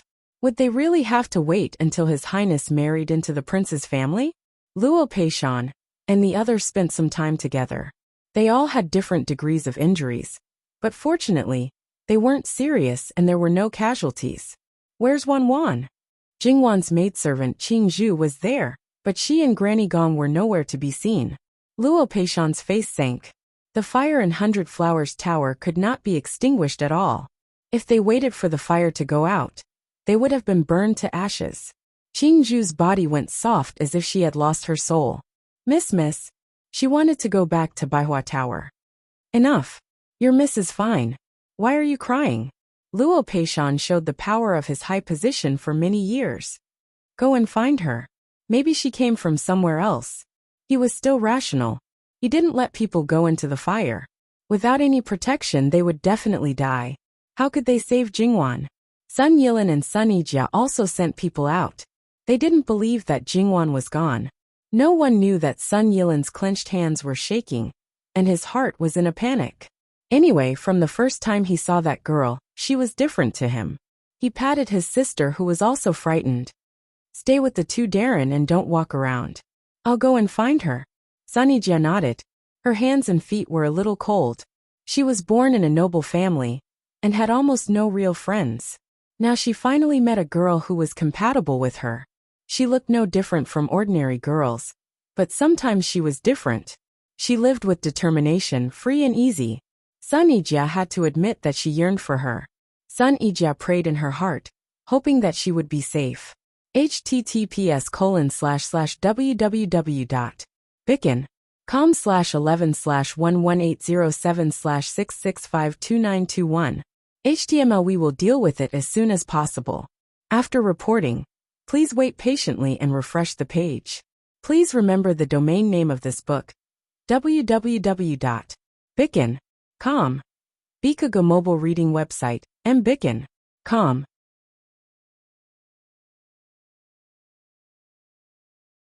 Chapter 42. When the two of them learned that the Minister of Rights and the Supreme Court Chancellor were also present, they hurried over to greet them. Luo Peishan's face was cold, but he didn't lose his temper. This old man's granddaughter hasn't been found yet. I'll have to trouble the city defense team to send a team to help look for her. Naturally, there wasn't a portrait for them at this time. Besides, they didn't necessarily need a portrait to find someone. The leader of the Hidden Flame Army didn't even think about it before he agreed to help. Originally, it was already somewhat selfish to ask the city defense team to help, but this Hidden Flame Army leader still wanted to curry favor. That was really dereliction of duty. Then go into 100 Flowers Tower and help this old man look. The leader of the Hidden Flame army was almost scared out of his wits by Luo Peishan's cold gaze. My lord, please forgive me. My lords, this place is chaotic and really unsafe. Why don't we move first? He glanced at the little Jiao Jiao next to him. If anything happened to these people, it would definitely be a matter of life and death. No need. Do your own thing. From the beginning, they stood in a relatively safe corner that didn't block the way. The fire couldn't spread to this side, and it also wouldn't affect those who escaped death and left in a panic. If it weren't for the fact that two of them were old men, and the other was a young lady in her boudoir, and that it was easy for something to happen in this chaos, they probably would have helped to look for her. Time passed little by little. Luo Peishan's expression became worse and worse. He was almost certain that his dear granddaughter didn't manage to leave 100 Flowers Tower. For a moment he blamed himself. If he hadn't been greedy and wanted to bring that girl out, and if he had watched over her more, she probably wouldn't have suffered such a tragic accident. There was also his old wife. She loved Third Lass so much. How could she bear to see her child die before her own? Found her. Master, third young lady has been found. The servant's excited voice came from afar. Looking at the raging fire in 100 Flowers Tower, Luo Peishan almost despaired. For a short period of time, he even seemed to have lost his soul. The servant's voice suddenly woke him up. Where? Following the voice, he hurriedly went to greet him. Sun Yijia, who had a sad look on her face, immediately showed a happy expression and quickly followed her. Nanny Gong limped over slowly with Jingwan in her arms. Sun Yilin stood beside her to protect her. Although Nanny Gong's feet looked inconvenient, her hands were steady. What happened? Luo Peishan saw that Nurse Gong's hair was messy, and her face and body were covered with soot. Looking at her posture, he could tell that her feet were badly injured. More importantly, third young lady seemed to be unconscious. Master, please forgive me. It's all this servant's fault for not protecting Miss well. There were too many people, and when they went downstairs, Miss was accidentally bumped into. This servant was worried that she would not be able to come out for a while, and seeing that the back door was closer, I brought Miss there. Unexpectedly, the back door was just as chaotic. When they passed through the corridor, a wooden plank fell, and they were pushed. This servant sprained her ankle, and Miss was knocked on her head. With Miss like this, it was inconvenient to carry her, and it took us a long time to come out. In order to cover up for both sides, Nanny Gong blurted out the time when Jingwan was unconscious, because she knew very well that Jingwan was absolutely fine. She would not be questioned about the details, but she felt quite guilty. How could she not feel guilty? If it were not for the living Yama, how could they be so embarrassed? Even if he had some kind of plan, he could have avoided them. But because of his shameful thoughts, they all suffered. Fortunately, he didn't do too much to the girl. Otherwise, she didn't know if she would be able to hold back her anger and fight with him. Although Jingwan fainted, she looked much better than Nanny Gong. Luo Peishan obviously could not blame her. Let's go back first. However, although Nanny Gong held Jingwan firmly, her feet would affect her speed and delay Jingwan's treatment. Jingwan had fainted, and no one knew how serious her injuries were. Should they change to another servant girl? Most likely, the servant girl could not carry her. And others. Master, it's better for this servant to carry him. This servant's feet are fine. In order to smooth things over, the injury on her foot must be real. However, that injury really didn't matter to her. If she let the man hug her, she didn't know what kind of madness the king of hell would go. If it was a servant or an attendant, he would definitely secretly kill him. If it was young Master's son, he probably wouldn't die, but he would have a bloody misfortune. Luo Peishan hesitated for a moment and nodded. The reputation of Miss was too important. He said goodbye to 5th Taiching and Sun Yilin, and left in a hurry. Nanny Gong did not care about herself, and left quickly. The remaining two parties also left separately.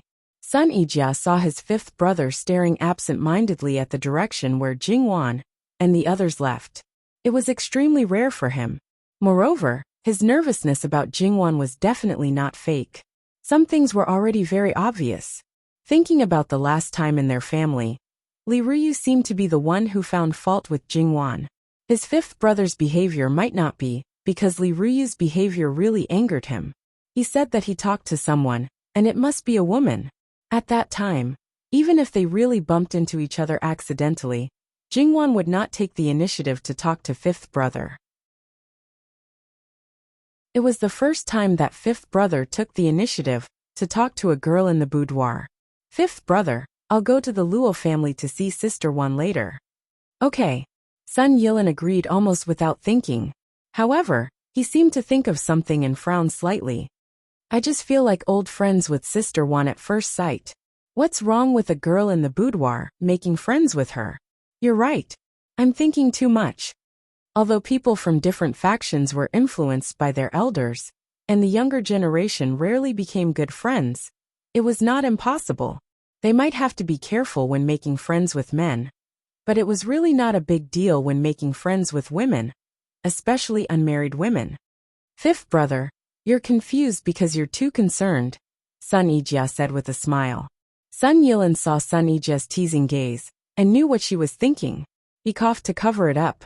Don't think too much. Sun Yijia's smile became even more meaningful. However, it quickly disappeared. I agree with Sister Wan's words. However, if she's the daughter of the Luo family's eldest son, there might be a little possibility. Her marriage was controlled by others and her fifth brother could not get his way. Even if she thought it through, it was inevitable that she would feel depressed. It did not matter if she did not have someone she liked. However, if she did have someone she liked, but could not get what she wanted, she would definitely feel bitter. Don't worry. I know what to do. Sun Yilin saw that his sister had exposed him, and did not try to hide it anymore. Anyway, when he saw that she was still alive, he had already confirmed some thoughts. There was no dejection in his words. Instead, he was rather confident. The first thing that came to Sun Yilin's mind was, could it be that his fifth brother was preparing to ask the emperor for a marriage? Based on how much the emperor doted on him, this was not impossible. His eyes could not help but brighten. Who could stop the emperor's edict? Sun Yilin's backing was naturally not the emperor. As the emperor, no one knew how long his favor and trust would last. The emperor was a wise ruler, and his temperament was not unpredictable. However, Sun Yilin had never thought of taking the initiative to ask for anything from him. Grandmother would help him, but it was not urgent for the time being. That would have to wait until after his sister was engaged. However, Sun Yilin still felt guilty towards his sister, and hesitated whether he should tell her about it. Let's go back first. As the only fish that escaped the net, a certain shadow guard was seriously injured. He hastily treated his injuries, changed his clothes, and forced himself to enter Prince Rui's residence. Digression. https://www.bicon.com/11/11807/6652923. HTML. Please click here to report an error. Registration is not required. We will deal with it as soon as possible. After reporting, please wait patiently and refresh the page. Please remember the domain name of this book, www.bicon.com. Mobile version reading website, mbicon.com.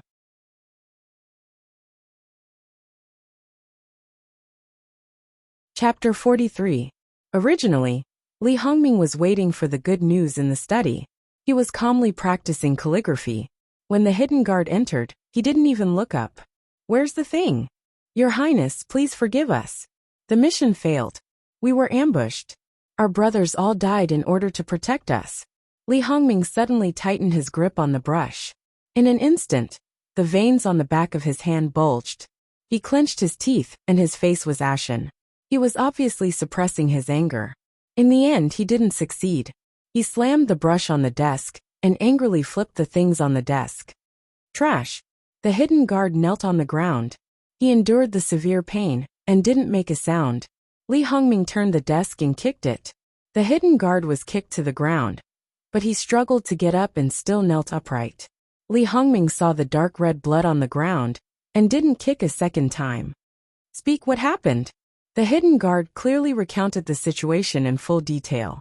He was impartial and didn't have the slightest mixed emotions. Li Hongming was almost certain who did it, but he still wanted to confirm further. He didn't want to jump to conclusions based on his own guesses. Do you know the background of the other party? It's Prince Kang's men. One of them has fought with this subordinate before. Although I haven't seen his face, this subordinate is very sure of his background. Li Hongming clenched his fists. Li Hongyi, this prince underestimated you. I originally thought that you were just a defeated opponent. I didn't expect that after years of hunting, you would be pecked in the eye by an eagle. Good, very good. Let's wait and see. Go and recuperate. Yes, this subordinate will take his leave. The hidden guard got up, but he suddenly felt dizzy. As soon as he stepped out of the door, he fell to the ground. Because of the pain, he clenched his teeth, and his whole body couldn't stop convulsing. Although he was still conscious, it was likely that he wouldn't make it. Why haven't you called a doctor yet?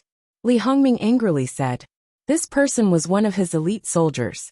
He was very distressed that so many of his men had died. He saw that he was still useful, so he didn't punish him. But this was the result. The mansion doctor hurried over. After taking his pulse, his complexion wasn't good. Your Highness, the poison has penetrated deep into your organs. There is no saving you. Li Hongyuan looked at the black blood on the ground and finally reacted. An endless storm was brewing in his eyes. Send him on his way. Thank you, Your Highness. The pain of the poison was not something an ordinary person could endure. It was better to die quickly. From Li Hongming's point of view, this was Prince Kang's way of not leaving anyone alive. In reality, Li Hongyuan knew that Li Hongming was very suspicious, so he left someone to pass him the evidence. However, it was not easy to train a hidden guard. Naturally, it was better to have one less hidden guard. With this, Li Hongming was completely unaware that the people who surrounded and killed his subordinates were all dead. Naturally, he was even more certain that it was Prince Kang's doing. Although the item in 100 Flowers Tower wasn't particularly important, it was still a weakness that could be used against him. If it wasn't handled well, it could cause him to lose more power. As for the situation over there, he still wasn't clear. Li Hongming was considering whether to send someone to investigate and see if it was possible to bring the item back. Or should he simply give up on that part of his power and clean up the mess to better protect himself? No matter what choice he made, his losses were certain. The only thing he could do was to minimize the losses as much as possible. Your Highness, young Master Lu requests an audience. Li Hongming didn't have a good impression of his brother-in-law. However, he still needed his help occasionally, so it wasn't good to reject him. Moreover, he might know something about the situation. The hidden guard's corpse had already been taken away, and the blood on the ground had been wiped clean. Please come in. Brother-in-law. Perhaps he was used to being casual, but he didn't even greet him when he came in. He grabbed the teapot and poured himself a cup of tea, then gulped it down in 2 gulps. Li Hongming looked at him, his eyes clouded over. What happened? Young Master Lu eloquently recounted everything that had happened. He kept saying bad luck and bad luck. Li Hongming listened patiently, but there was only one conclusion. This idiot didn't provide any useful information other than bringing out the fake tricolor peony.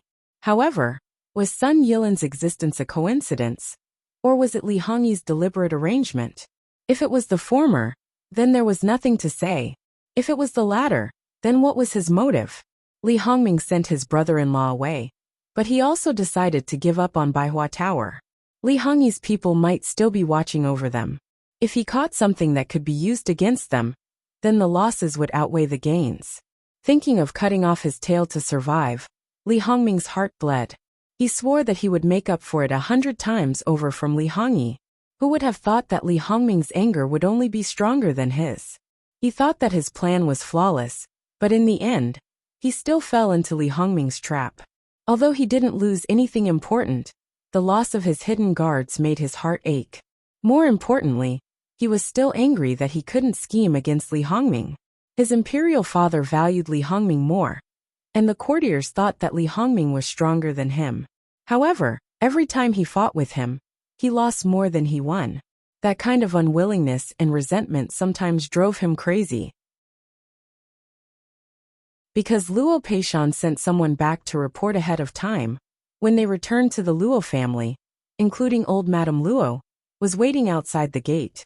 When they left, they were still fine. How long had it been? But now they were all in a mess.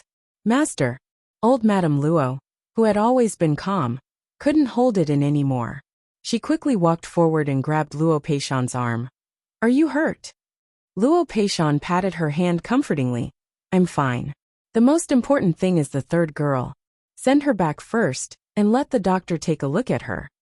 Old Madame Luo naturally saw Nurse Gong, who was about to get out of the carriage with Jingwan in her arms. The servant who came back earlier said that the third girl had fainted. It was quite frightening. What are you waiting for? Hurry and help the third girl down. Old Madame Luo hurriedly sent Jingwan back to the begonia house. The old doctor in the mansion was already waiting for her. Jingwan was in the inner chamber. Other than the servants by her side, only her mother, Madame Zhang, was there. The other mistresses in the mansion were all gathered outside.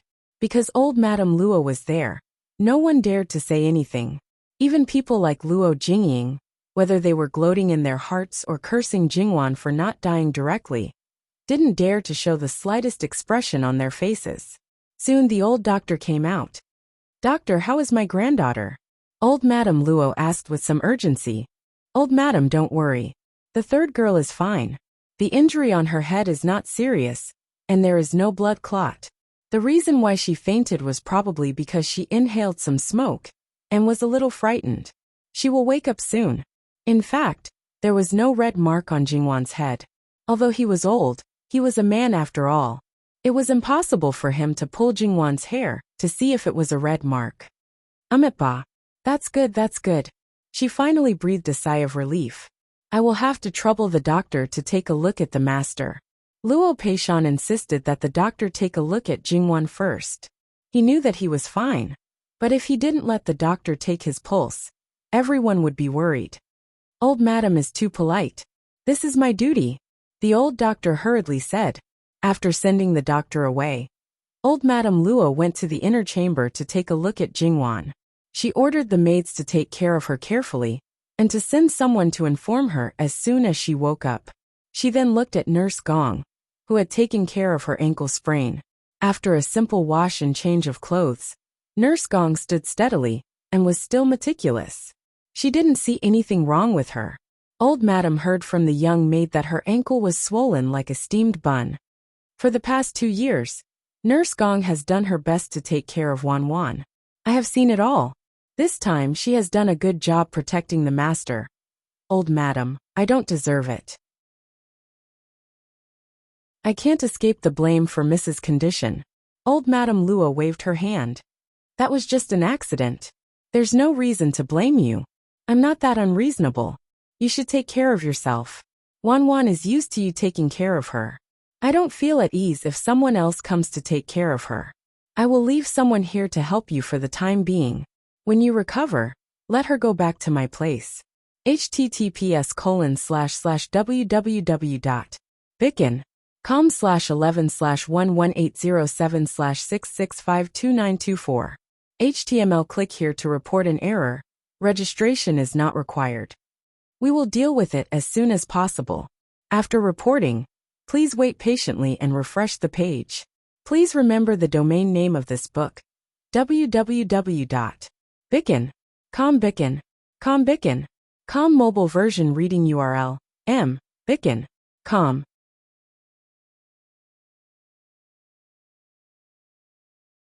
Chapter 44. Madame Luo left her most reliable mother in Begonia Elegant House. Even though she didn't like Madame Zhang, she still told her to pay more attention to her children. Madame Zhang was an old woman, so she shouldn't be involved in romantic affairs all day long. In the past, Madame Luo basically ignored her. It was the first time that she had said such words to her. Madame Zhang blushed and agreed in a low voice. Madame Luo left, and took the other irrelevant people with her. Sure enough, just as the doctor had said, Jingwan woke up less than an hour after the group of people left.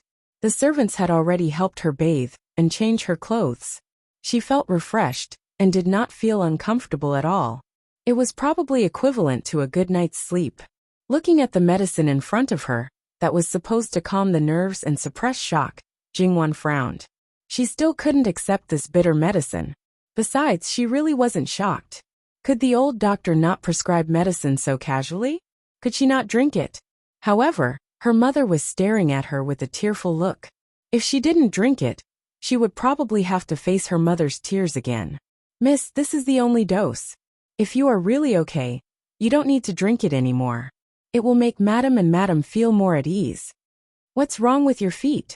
Jingwan took the medicine bowl and looked at Nanny Gong, who was limping. Qing Zhu explained to her in a hurry. She exaggerated Nanny Gong's words and blamed herself for not being able to protect her. Nanny Gong acquiesced to Qing Zhu's words because some things couldn't be explained at all. According to her intelligence, if she really wanted to get to the bottom of it, she would easily notice something wrong. What Nanny Gong wanted was to give up the idea of asking. People like her also chose to show weakness at this time. Sure enough, Jingwan hurriedly asked her to go back to rest, and didn't need to serve her for the time being. She didn't want to ask anything at all. She comforted Qing Zhu again. In the short time before Jingwan lost consciousness, her memory was actually quite vague. It was like some dreams. She basically didn't know the specific things. As for fainting after being hit, Jingwan also wondered whether it was a special situation like sitting in a carriage. She had always been a healthy baby, not delicate. It was a little embarrassing to say it out loud. Forget it, let's not pursue this matter. More importantly, she trusted Nanny Gong. She let Nanny Gong off so easily. Granny Gong knew this very well, so she felt even more guilty. However, she had no choice. She couldn't say anything, and the young lady had important things to report to the King of Hell. If she refused, she didn't know what he would do. He might even attack the young lady's room at night. Fortunately, he only wanted to hold the girl in his hands. Jingwan drank the medicine as if she was going to die. Her appearance made the people around her cover their mouths to stifle their laughter. As her mother, Madame Zhang was the most unkind and directly laughed out loud. The main reason was that Jingwan was able to handle everything properly and was not like a girl from the boudoir. It was only at this time that people felt that she was truly a girl from the boudoir. After drinking the medicine, Jingwan hurriedly sucked on a candied fruit and heaved a sigh of relief. Jingwan didn't ask anyone to report to Madame Luo. She changed her clothes and went to the main courtyard. The others tried to stop her, but Granny Gong didn't. She knew very well that the young lady's health was as good as before. Madame Luo didn't expect Jingwan to come over by herself. She was a little worried about why she ran around after waking up. After Jingwan repeatedly assured her that she was really fine, she was naturally overjoyed. Jingwan asked about her grandfather's condition and was relieved when she learned that he only had a few scratches. Just now, Lord Diwu of the Supreme Court sent someone to deliver an ink peony. Your grandfather couldn't sit still. I'll go take a look as well. Before she could stop her, Jingwan stood up and bowed. Then she hurriedly left. Madame Luo put down the hand that was reaching forward to hold Jingwan's hand and sighed. This grandfather and granddaughter pair. Madame Luo, look at third young lady's spirit. I think she's really fine. You should be happy. A mother comforted her. Madame Luo laughed. Yes, I should be happy. Old master is also full of spirit. When the grandfather and granddaughter get together and take care of the flowers and plants, old master won't lament that his children and grandchildren are unfilial. None of them have the same interests as him. When he's happy, the others will suffer less, so that they won't be scolded like quails all day. In fact, if the whole family knew that he liked flowers and plants, such as Luo Jingying and the like, how could they not think of ways to please him? A few children and grandchildren who knew about his hobby could do it casually, but they couldn't do it well. Not only did they not please him, but he also disliked them. He didn't want others to know because he found them annoying. Now in this family there was no need to hide it. They should know that they didn't have the capital to compete with Jingwan.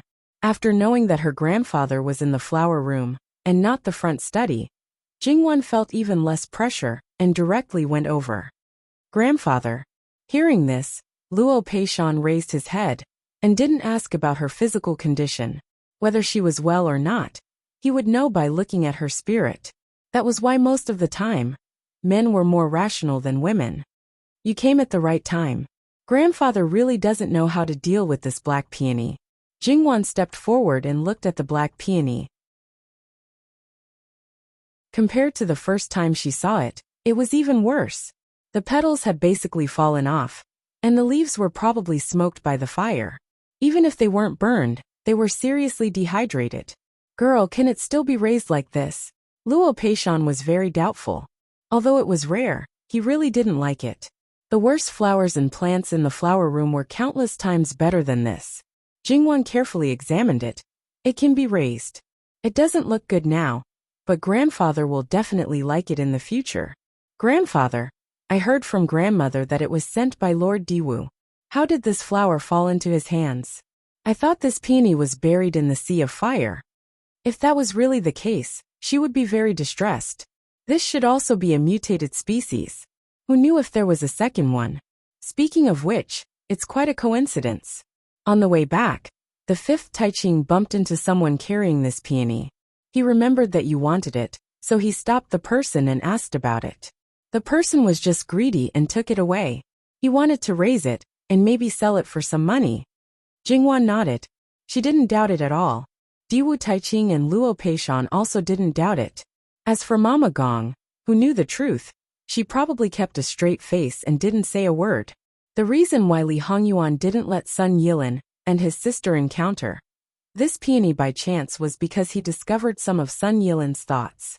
Even if his future right-hand man took a fancy to the person he loved the most, it was absolutely not allowed. It was already Li Hongyuan's kindness that he didn't immediately teach him a lesson. It was fine if he couldn't personally please Wanwan. But if he let other men with bad intentions do it, his brain wasn't filled with water. Of course, it would be best to send it directly to Jingwan without going through a middleman.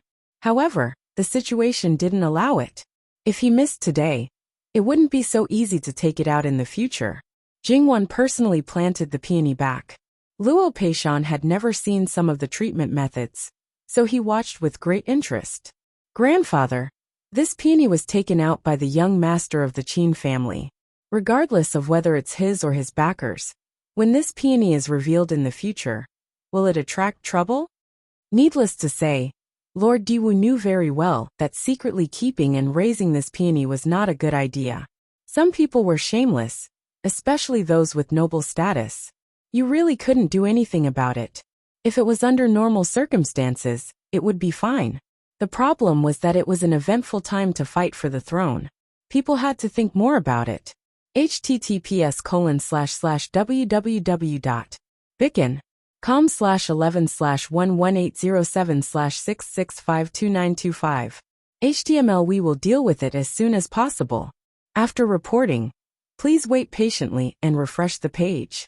Please remember the domain name of this book. www.bicken.com.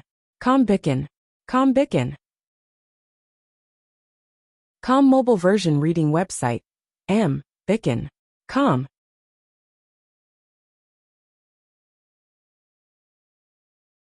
Chapter 45. Diwu Taiching. That old man will take care of it. You don't have to worry. If the other party really wants to do something, he will take care of it. Luo Peishan did not hide his shameless thoughts at all. Jingwan was somewhat speechless. Grandfather, is there really no problem? After all, this peony is in our hands. Do you think that old bastard sent this peony just because you like it? Would he be so kind? Isn't it because he took a fancy to the treasure in your hands? Do you know how many years he has coveted those treasured camellias? He can't even solve such a small matter. Does he have the nerve to ask? Third girl, let me tell you, if that old bastard doesn't bleed, you absolutely can't give your camellias to him. Grandfather, since Sir Diwu wants it, we can just plant another one for him. Although it's a bit difficult, it's not impossible. The mother plant definitely can't be given to him. She didn't know whether it was because of technical limitations or other reasons, but those flowers could not be propagated in large quantities. It was already good if 1 out of 100 could survive. The survival rate was unbelievably low. It was reasonable to say that it shouldn't be like this. After all, although the survival rate of the reproduction methods that already existed in this world was not very high, it was definitely not that low. Plant another one. Luo Peishan was interested. Jingwan first asked people to move the black peony to the Haitang elegant residence. Then, the grandfather and grandson pair started to do all kinds of things in the greenhouse.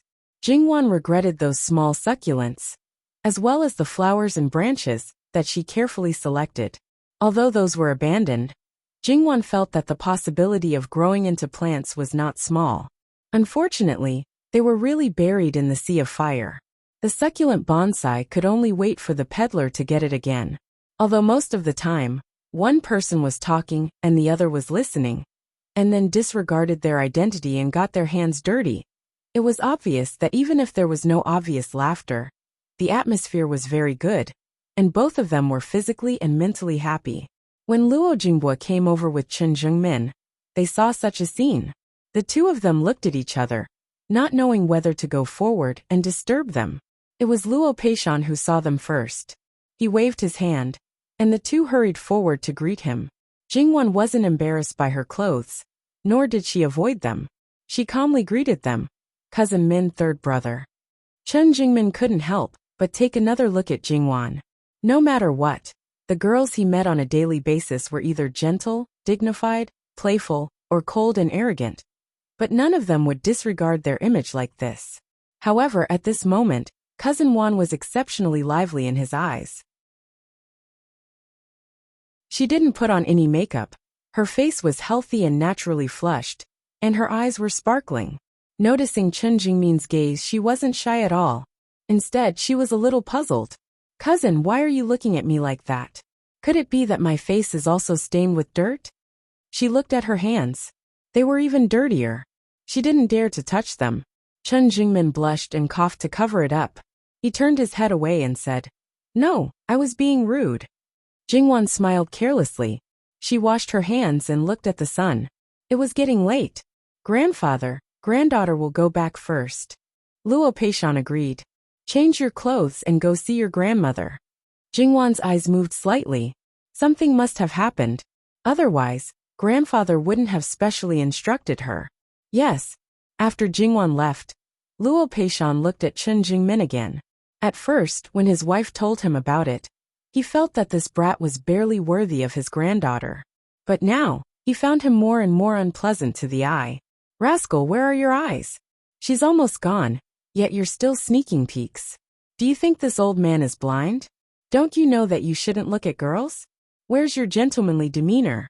Then he thought about how his precious granddaughter would become someone else's in the future. She would become a pampered guest even if she came back to see him, let alone accompany him. Originally, he thought that these happy days were just beginning. Now that he saw the end, the more he couldn't bear it. Cough. His voice was like a clap of thunder, and anyone could sense his displeasure. Not to mention Chen Jingmin, who had a guilty conscience. Even Luo Jingbo was startled. "Brat, didn't you say that you would come next afternoon? Why are you here now?" Listening to his usual serious voice, Chen Jingmin felt that there was anger in his tone. He couldn't help but lower his posture. "This student heard about the flower market by coincidence. I was a little worried for a while, so I came early to take a look." Once he found something unpleasant, Luo Peishan saw Chen Jingmin's concern as ulterior motives. The news spread quickly. He wasn't surprised that outsiders knew that he was also in the flower market. After all, he and Diwu Taiqing had the highest status in the flower market at that time. This point couldn't be concealed. Moreover, this matter was strange. There might be more to it. Perhaps, the entire imperial court would soon know the role he played in it. He glanced at Luo Jingbo again. "Why are you still in a daze? Have you finished your homework for today?" Luo Jingbo did not know how the fire had gotten to him. He had been by his grandfather's side for more than a day or two. Although he appeared serious on the surface, he was actually very angry right now. There was no mistaking it. If his grandfather got angry, even his father, who was the least afraid of his grandfather, couldn't withstand it. "I haven't finished. Grandson will go back now." Luo Jingbo unkindly left Chen Jingmin behind and ran away. His speed was still graceful, But it was definitely not slow. Chen Jingmin felt a little cold behind his neck. He had a bad premonition. You go to the study and wait. This old man will change his clothes. Yes. Jingwan went back to the Haitang to change her clothes. Nanny Gong asked the maids to specially take care of her hands. At this time, Jingwan had no human rights at all. If she dared to say no, the servants would not say anything. However, Nanny Gong looked at her with a serious face, as if she had done something wrong. And the maids stared at her with hidden bitterness, which was also unbearable. So, what she had to do was to accept it obediently. When Madame Luo looked at Jingwan's white and tender hands, she nodded with satisfaction. Madame Luo knew what Nanny Gong did as early as when she was in Qian Mansion. Therefore, even if Nanny Gong was not born in a noble family, she still valued and trusted her very much. She didn't just worship her, because she was a nanny from the palace. She was really good to Wan Wan. Wan Wan, what I want to tell you is about your cousin Min. That day in Ding General Manor, because several princes were there, no one paid attention to Madame Ding's meeting with us. But after you left, Madame Luo told what happened later in detail. Sun Yilin is a good man, but Ding General Manor is a pool of muddy water. You can't marry him. When I mentioned your cousin Min, it was just an excuse to refuse. Your grandfather also said that you should make your own decision about your marriage. I don't want Wan Wan to be wronged. Madame Sun always has an excuse to deal with her. Jingwan knew that her grandmother told her everything. It was not because of her identity as Madame Ding, and wanted her to see the situation clearly and decide on Chen Jingmin as her fiancé, but because she didn't want to hide it from her. Grandmother, cousin Min is also good. Wan Wan, you can think about it again. There's really no hurry. Grandmother, didn't you say that people's hearts are fickle? Things in the world are impermanent. What's good now may not be good in the future. What's bad now may not always be bad. This life is lived by people. As long as you manage it carefully, there will be some problems no matter how bad it is. Besides, who said that a woman must rely on a man to live? Those women who are unhappy in the back house are partly because of men, and partly because of themselves. Although I've only seen cousin Min 2 or 3 times, I feel that I have some standards for judging people. After all, she was not really a girl who lived in the boudoir. Her father in her previous life was a scumbag, but he also taught her a lot of things. Her judgment of people was definitely not just a few points. Madame Luo didn't know whether to be distressed or gratified. Well, you can meet with Min Gear in the afternoon. It won't be too late for us to decide then. Okay. https://www.bicken.com/11/11807/6652926. HTML. We will deal with it as soon as possible.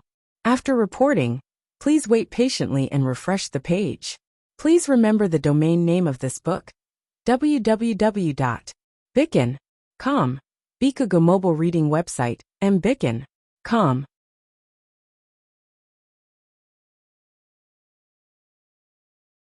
Chapter 46. At that time, she was very calculative about gains and losses. Later, because of her grandmother's silent correction, she changed. When others were sincere, she was willing to give them her sincerity. When necessary, she could also give them her sincerity first. However, if she did not receive a response, she would not hesitate to take it back. It could be seen that she was still more rational than emotional. If it was her family and friends, there might not be any problems. However, if it was a man, then she would probably never taste the taste of true love. It seemed that she was already deeply in love, but once the other party had a change of heart, she could say, "Since you are heartless, I will end it." If she could take it back just like that, was that still love? True love could last for a long time, but it could also go crazy without hesitation. When it was broken, one would want to redeem it. In short, they were inextricably linked. It couldn't be cut off completely just by pulling out a knife. Jingwan felt that it would be very, very difficult for her to truly fall in love with a man. Jingwan was deciding Chen Jingmin's future with her grandmother. In Madame Luo's opinion, as long as they decided, it was enough. She did not think that Chen Jingmin or her third brother would oppose. This was the mindset of most people. After all, Her daughter was marrying into a lower family. Whether it was the family style or the girl herself, there was nothing to be picky about. What reason did they have to disagree? Jingwan, on the other hand, did not have such a domineering thought. Who knew if the other party had a girl he liked in his heart before he came to the capital, and was just waiting for him to pass the imperial examination and return to marry her grandly. It was actually very easy to find out whether he had a girl or not. If there was a girl, she would definitely not agree to the marriage. Although strictly speaking, there was no such thing as a mistress in this world. Concubines and tongfang were all legal. On the other hand, Chen Jungmin was in deep trouble. Last time, when his granduncle gave him pointers, he was quite appreciative of him and said that he would definitely pass the exam. His attitude seemed strict, but was actually gentle. This time, Chen Jungmin broke out in a cold sweat. The questions in the books were getting more and more difficult, and more difficult. When he solved the questions, although he was a bit stumbling, he still managed to answer them. Even if it was not the best, it was just passable. Current affairs and policy were terrible. No matter how knowledgeable he was, to put it bluntly, he was just a teenager. Although he was not ignorant of outside affairs, and only focused on reading books, and had learned a lot from his grandfather, his understanding of national affairs was still limited. How could he compare to a veteran who had been immersed in officialdom for decades? Especially when he had decades of experience as an official. It was like an ant in a tree. Chen Jungmin had seen many past exam questions. Even the palace examination was definitely not this complicated and profound. He complained in his heart. Granduncle, aren't your expectations a bit too high? How could he know that previously, he was treating his old wife's grandnephew? So he naturally felt that he was outstanding enough. But now, he was facing his future grandson-in-law. If he wanted to marry his beloved granddaughter, even the top 3 were far from enough. When it was time for lunch, Chen Jungmin was finally released from the study. He felt like he was about to collapse. Even if he could not answer, Luo Peishan would not reprimand him. His bearing was still self-restraint, and he would only look at him lightly. Chen Jungmin only felt that this gaze was even more unbearable than a scolding. But thinking about the benefits of this suffering, Chen Jungmin braced himself and endured it. If there was a next time, he would not turn back and would not have the thought of avoiding it. Luo Jinghua saw that he looked like a frosted eggplant and was extremely surprised. What's wrong? Chen Jungmin wiped his face and forced himself to be alert. Nothing. But no matter how he looked at it, it did not look like nothing was wrong. Thinking about his grandfather, Luo Jinghua naturally guessed the reason. Grandfather is a bit strict. He treats people like this, but he rarely says a word to outsiders. Chen Jungmin nodded in deep agreement. He believed that he was not good enough. After lunch, they chatted casually, digested the food, and rested for a while. Luo Peishan dragged Chen Jungmin to the study alone. It looked like he was going to spend most of his lunch break on him. This was a privilege that the children and grandchildren of the Luo family did not have. Luo Jinghua automatically went to Jingwan's place to learn painting. Just painting was very simple for Luo Jinghua. But he was far inferior to Jingwan in terms of the layout of the painting. Moreover, he was not as agile. Although Luo Jinghua had seen Jingwan's completed paintings, this was the first time he had seen the painting process. Seeing how relaxed and casual she was, he couldn't help but sigh in admiration. This sister of his was indeed extraordinary. Fortunately, Luo Jinghua was not a rotten wood when it came to painting. His foundation was also good. However, when he saw his sister's hundreds of paints, he was amazed and envious. Little sister, grandmother is really biased towards you. His tone was quite bitter. Jingwan smiled proudly. Can't help it. Grandmother likes me. Luo Jinghua had not reached the point of competing with his biological sister for favor, but he still had the urge to vomit blood. Not to mention that his fourth sister and the others were jealous of her. He also wanted to beat her up. However, not to mention that hitting people was not what a gentleman should do. If he dared to touch her finger, his grandparents and parents would definitely crusade against him. If he did not handle it well, he would be punished by the family law and thrown into the ancestral hall. The difference between fine brushwork and freehand brushwork was naturally not small, but it was not difficult to really understand how to paint. However, many things were the same. It was easy to learn, but difficult to master. Speaking of the three brothers, Luo Jingbua, Luo Jingming, and Luo Jingbua, they were all now scholars. Although they would not participate in the examination this year, their standards were not inferior to Chen Jingmin's. They were very clear about the reason why their grandfather suppressed them, so they did not complain. For the sake of the Luo family, it was worth it even if their grandfather would have passed away, and they would not have such a good opportunity. However, Luo Peishan's concept was that even if there was help, he could not completely rely on it. He had to rely on himself. Don't think about relying on the influence of your ancestors. Instead, think about supporting the entire Luo family for a long time to come. If the three brothers could pass the examination in the same year, the status of the Luo family would definitely rise to another level. A family with strong descendants and slightly weaker ancestors was more valuable than a family with strong ancestors and no successors. It was more worthy of being roped in. Not to mention other things, the choice of the Luo family's girls in marriage would be more than one level higher. Unfortunately, it was not the time for the Luo family to be in the limelight. The three of them may have different temperaments, but they had one thing in common. They had inherited Luo Peishan's perseverance. Although Luo Jingbua was usually a bit sloppy and occasionally not in tune, when he really calmed down to study, you would not find the slightest bit of impetuousness from him. It was said that people who were serious looked the best, regardless of gender. Look, Jingwan's maidservants, especially those who were not brought by her from Qian Prefecture, seemed to be a little moved. Jingwan looked at their innocent performance and was quite happy. However, it didn't matter if they secretly took a few glances. If they really had thoughts that they shouldn't have, even if it was the four-head maidservants who had a deep friendship with her, she would never agree to it. https://www.bicken.com/11/11807/6652927. HTML. Please click here to report. Registration is not required. We will deal with it as soon as possible.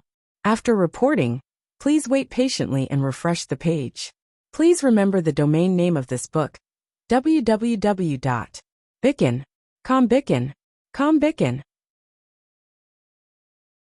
Com mobile version reading website: Bicken.com.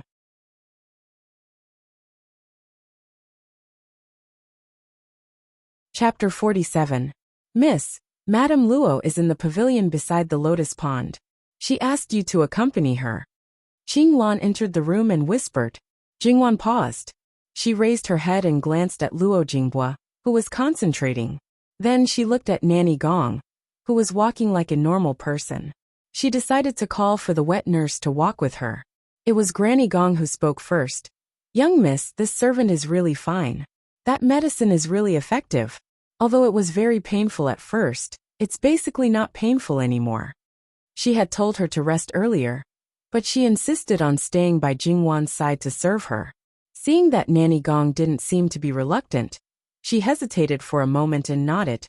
Then Nanny Gong can stay with me. The others stay and serve the third young master well. Let him have a rest later. Don't be tired. On the way, do you think Cousin Min is a good man? Jingwan asked calmly. She was not shy when talking about these things. She was not asking Nurse Gong's opinion, but just asking Nurse Gong's opinion on Chen Jingmin. Child Chen is a talented man. Although I don't know how talented he is, he must be a young talent since he can get the master's approval. He seems to have a good character. I think he is a good man. Nurse Gong said. As for what she thought in her heart, no matter good or bad, no matter whether he is a good man or not, you will never marry him anyway. So it's useless to say more. As for what that person would do, Nurse Gong didn't ask, let alone care. Jingwan smiled and didn't say anything. Sure enough, there was no Madame Luo in the pavilion. Only Chen Jingmin was half lying on the guardrail, throwing fish food into the water, and several people around Madame Luo were waiting outside the pavilion.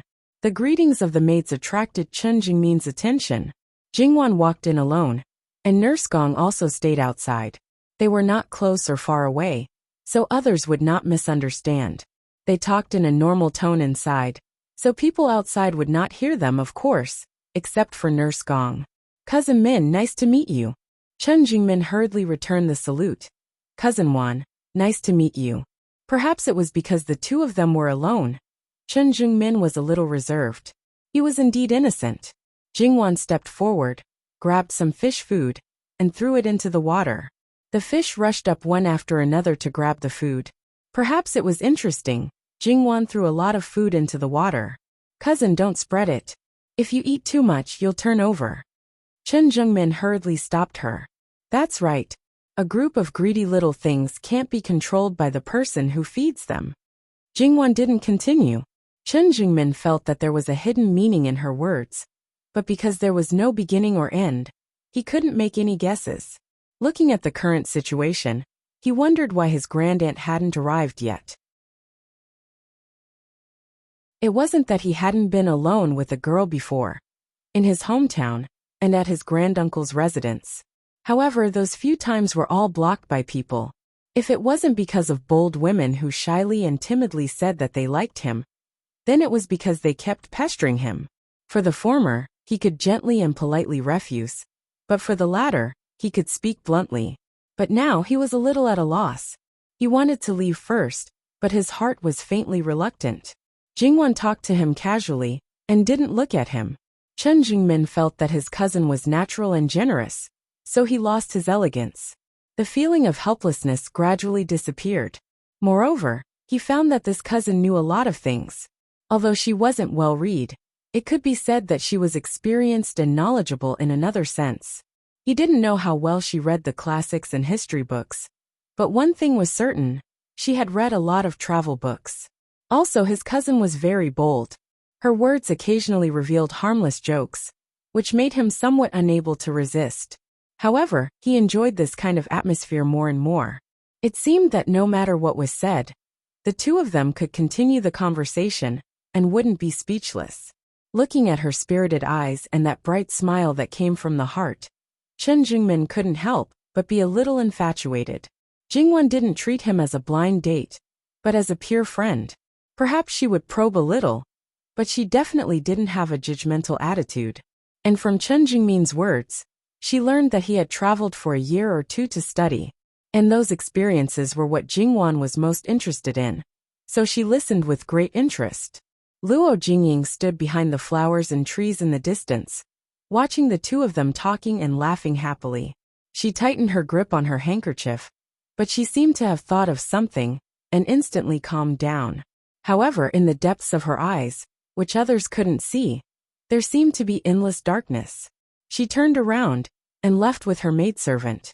It must be said that in this deep residence, other than her own brothers, it was very rare to see a youth of the same age. Even if it was a flower banquet or an outing outside, she would only see them from afar. Close contact was only for a short period of time, so much so that she couldn't even say a word. More than that, she only heard about them. It was true that she had some talent, but the people who pursued her were basically not real scholars or noblemen. It was this kind of situation that made it difficult for her not to be moved by the appearance of a person who wasn't inferior to many of the young masters in the capital in all aspects. After all, she couldn't catch those people, but it was much easier to catch this one in the palm of her hand. Luo Jingying took advantage of her cousin's reputation and came into contact with him twice. However, before she could do anything, she was ruthlessly restrained by her mother. There was only one reason: his status was too low. If she married him, she would only suffer. In Madame Lu's opinion, her daughter was good in every way. Even if there were some small flaws, she could erase them. Madame Lu had told her more than once that not to mention the noblemen in the capital. Even if her daughter was of nobility, she was worthy. Her daughter could be considered as the daughter of the founding duke, so she deserved to live a life of luxury and be sought after by others. Perhaps because she had heard too much, Luo Jingying gradually believed that it was her fate. It wasn't that she was unloved, but that her marriage hadn't arrived yet. As for those who secretly said that they wanted to marry her, The highest was the legitimate son of a fourth-rank official. She had always ignored them.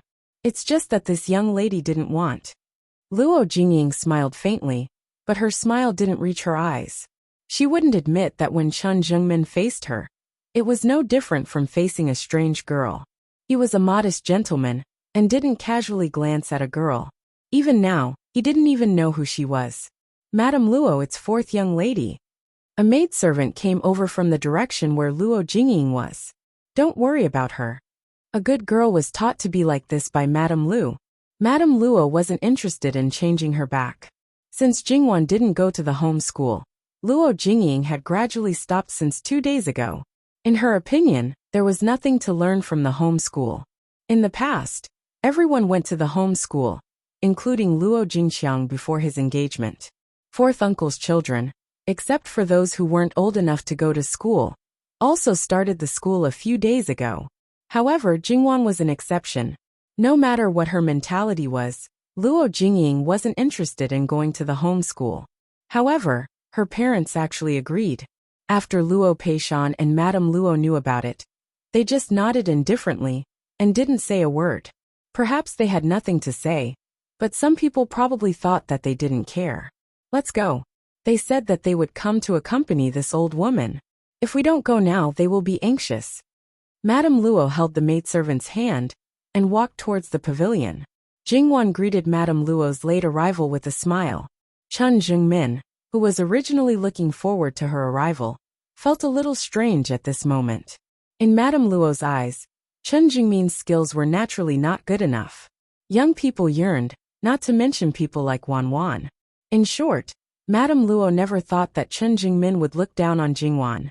Unless he already had deep feelings for another woman, sooner or later, he would fall in love with Wan Wan. Now it seemed that it was really fast.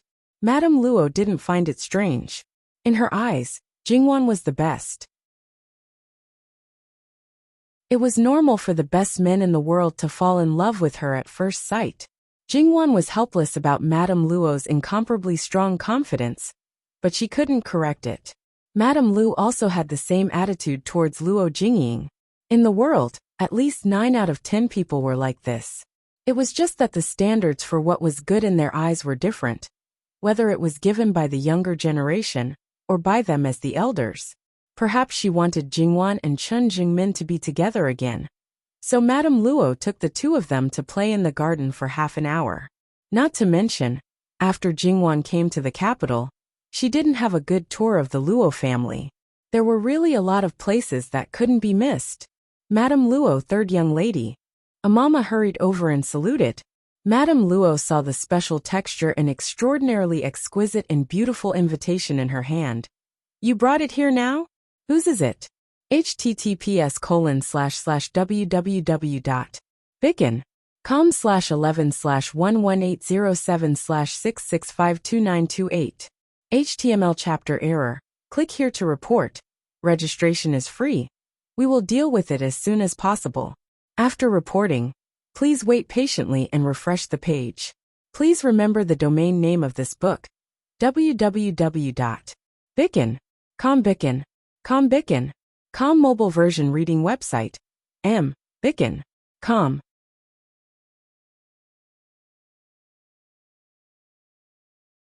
Chapter 48. Madame Luo's face became serious. Why aren't you inviting her in? Sun Yijia had a noble status and was very polite. There was no reason for her to come another day. She glanced at Jingwan. Lead her directly to the noble begonia house. Grandmother, third brother is still with me. Jingwan lowered her voice and then returned to her normal tone. Why don't you let Miss Sun come here directly? According to Miss Sun's character, there's no reason for her not to greet you. It's just that Cousin Min may have to leave for a while. Madame Luo nodded. Okay, we'll do as third miss said. Mingir has been out for a long time. Go and find your granduncle. You can rest in the Luo family tonight. It won't be too late to go back tomorrow.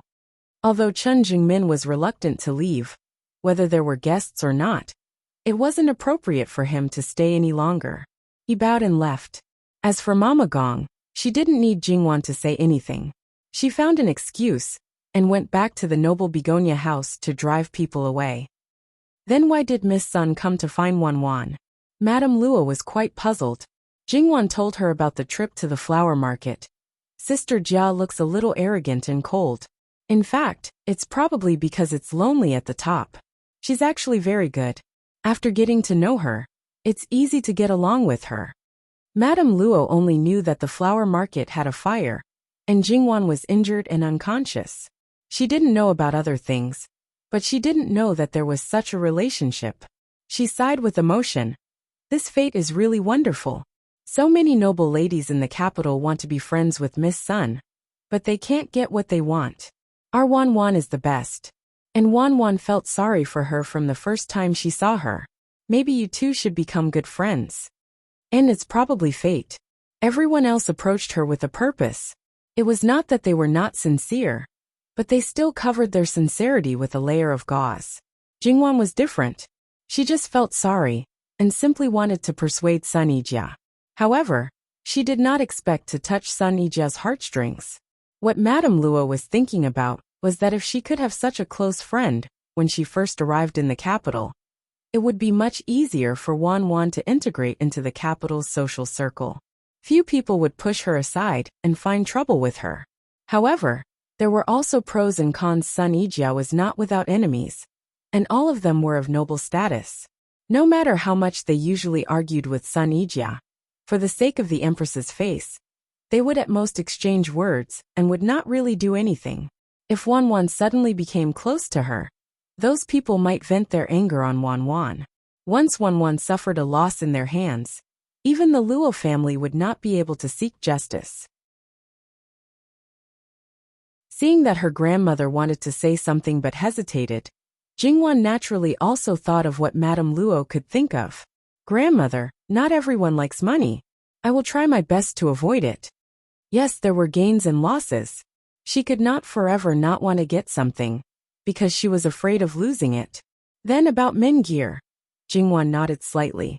Thus, the marriage between her and Chen Jingmin was set. The next thing to do was to go through the formal procedures, and let everything go through the open road. Sun Yijia did not see Chen Jingmin. Otherwise, she might have asked or had doubts. Otherwise, she would have reminded her fifth brother early. Then, when Sun Yilin heard about it, he would not have been so lost for a long time. Perhaps it was out of habit, but when Sun Yijia walked in, Jingwan's first impression was, she was indeed a flower on a high mountain, beautiful, cold, aloof, and unattainable. This was her true self. The chatterbox, in the morning, seemed like an illusion. No, that was not right. That was a side of her that no one knew. A side that she would not easily show even to her closest relatives. Greetings to Madame Luo. You may rise. Perhaps it was because Jingwan had a different impression of her. But Madame Luo originally did not have any special thoughts about Sun Yijia. At this time, she appeared to be more intimate and gentle. Hello, older sister Jia. Jingwan said with a smile. Hello, younger sister Wan. There was an obvious smile on her originally cold face, and her eyes sparkled. Seeing that you are fine, I am relieved. In the morning, Sun Yijia was really frightened. When she did not see Jingwan, her hanging heart could not be at ease. Madame Luo saw that Sun Yijia was naturally close to Jingwan, and did not have a high and mighty attitude. In the end, she was relieved and casually asked a few questions, such as whether Madame Sun was well and so on. In Duke Ding's mansion, Sun Yijia and Sun Yilin were the two most liked by Madame Sunday. However, Madame Sun did not treat them like ordinary people's grandmothers. She always had a smile on her face, and did not ask about their well-being at all times. Their grandmother was always strict and serious. When she smiled, it was always faint. As for her kindness to outsiders, Sun Yijia never cared because she knew that her grandmother did not have much sincerity. Sun Yijia always thought that at least the grandmothers in the harem of officials and nobles should be the same as her own grandmother. But it turned out that was not the case. It turned out that younger sister Wan's grandmother treated her like a precious treasure in private. The natural intimacy could not be faked. It was a habit. Her grandmother's love for her and fifth brother was not fake. However, compared to the warmth of the grandmother and granddaughter in front of her, her family seemed a little cold. Faint envy could not help but appear in her eyes. In the face of Madame Luo's closeness, Sun Yijia's smile also increased. Madame Luo also called Sun Yijia Sister Jia. When Mama Gong returned, she also brought Qing Lan and Qing Mei with her. Madame Luo said, "Sister Jia, it is really boring to be with an old woman like me. You can go play with Wan Wan." "How could that be? It is my daughter's good fortune to be able to speak with Madame Luo." These words were not false. The feeling of being close to the present was something that could not be experienced at home. Madame Luo chuckled. "That's enough. Your little mouth is just like Wan Wan's. You are used to making people happy." Then with a few words she dismissed the two of them. The two of them held hands and walked unhurriedly towards the elegant begonia residence. They chatted and laughed along the way. They were like flowers in jade, charming and beautiful. Bystanders who looked at them felt comfortable, and the depression in their hearts seemed to dissipate a little. Because of Sun Yijia's special identity, it did not take long for the entire Luo family's harem to know of her arrival. Everyone had different thoughts. As for Luo Jingying, who was pretending to be calm and collected, she once again broke her facade and tore her 2 handkerchiefs. She did not believe that Luo Jingwan would be so lucky. Perhaps it was because of something special, but she did not believe that she, Luo Jingwan, would have such a good life.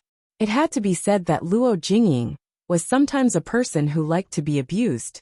She knew that every time she faced Jingwan, she would most likely be the one to suffer, but she still liked to get close to her. The situation that she saw was completely different from what she had expected. This kind of Sun Yijia was even more unheard of, compared to the hundreds of thoughts that she had spent on Sun Yijia. She could not even exchange a single word with her. It was simply too nauseating. "Miss Jiang family's cousin is here." Luo Jingying, who was tearing her handkerchief as if she was tearing Jingwan, suddenly showed a strange smile when she heard this. "My cousin came at the right time. Invite her here directly." In Sun Yijia's circle, her second aunt's cousin Chang Lingshan was still a bitch. She said that she was on good terms with her, but she was never willing to help introduce her to her. She always said that she was not qualified to talk to her, and all her words were full of flaunting. She said that she had seen some rare things in Ding General Duke's mansion, and received some good things from Duke Ding's wife. Everyone knew what she was thinking, but she could not fall out with her. They were good sisters. If they fell out with each other over such a small matter, wouldn't it seem that she was narrow-minded and would ruin her reputation? Chang Lingshan wanted to show that she was superior in front of others, and wanted to satisfy her vanity. Luo Jingying was the best candidate. Luo Jingying wanted to enter Sun Yilin's circle, so the only ladder that she could use was Chang Lingshan. The two of them got along so well that outsiders thought that their relationship was very good. https://www.bicken.com/11/11807/6652929. HTML. Please click here to report. Registration is not required. We will deal with it as soon as possible. After reporting, please wait patiently and refresh the page. Please remember the domain name of this book: www.bicken.com. Bicken.com mobile version reading website and Bicken.com.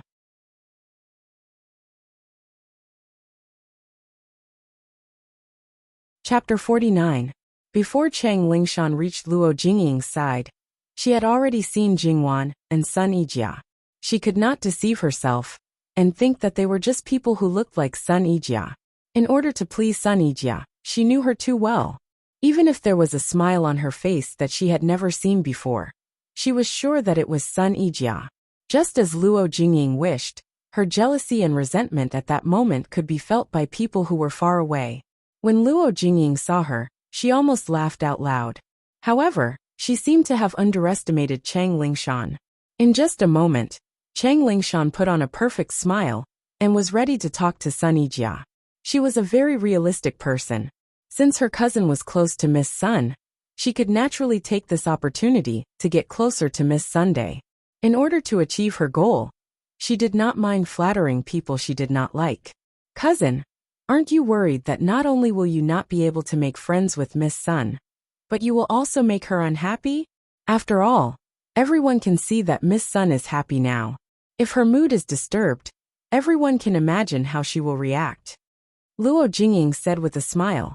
Chang Lingshan stopped and looked at Luo Jingying. Cousin, you are right. I was too happy to see Miss Sun, and forgot for a moment. Thank you for reminding me. Her smile was gentle, and her words and actions were very appropriate.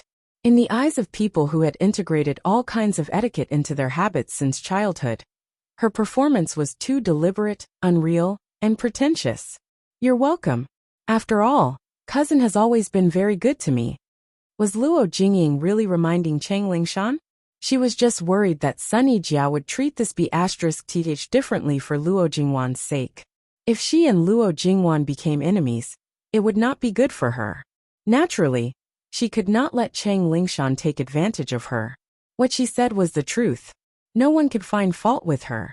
How could Chang Lingshan not know Luo Jingying's purpose? The two of them were almost the same. She did not want to talk to her anymore. I suddenly feel a little uncomfortable, so I will go back first. I will come to play with cousin another day. That's a pity.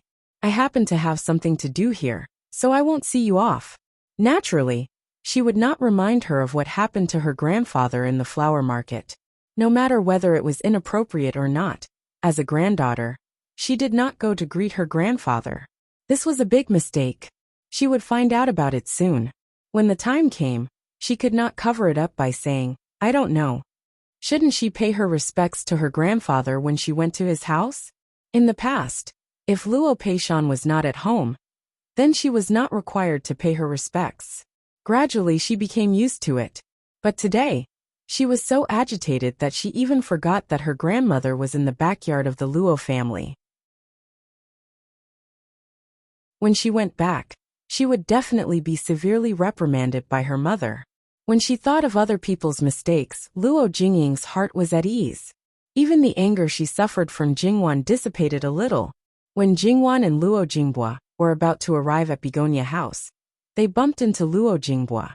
Luo Jingbua only knew that his sister had a guest, but he did not expect it to be Sun Yijia. He was slightly startled. Greetings, Mississippi. Sun Yijia returned the greeting. Jingwan smiled. Third brother, this is?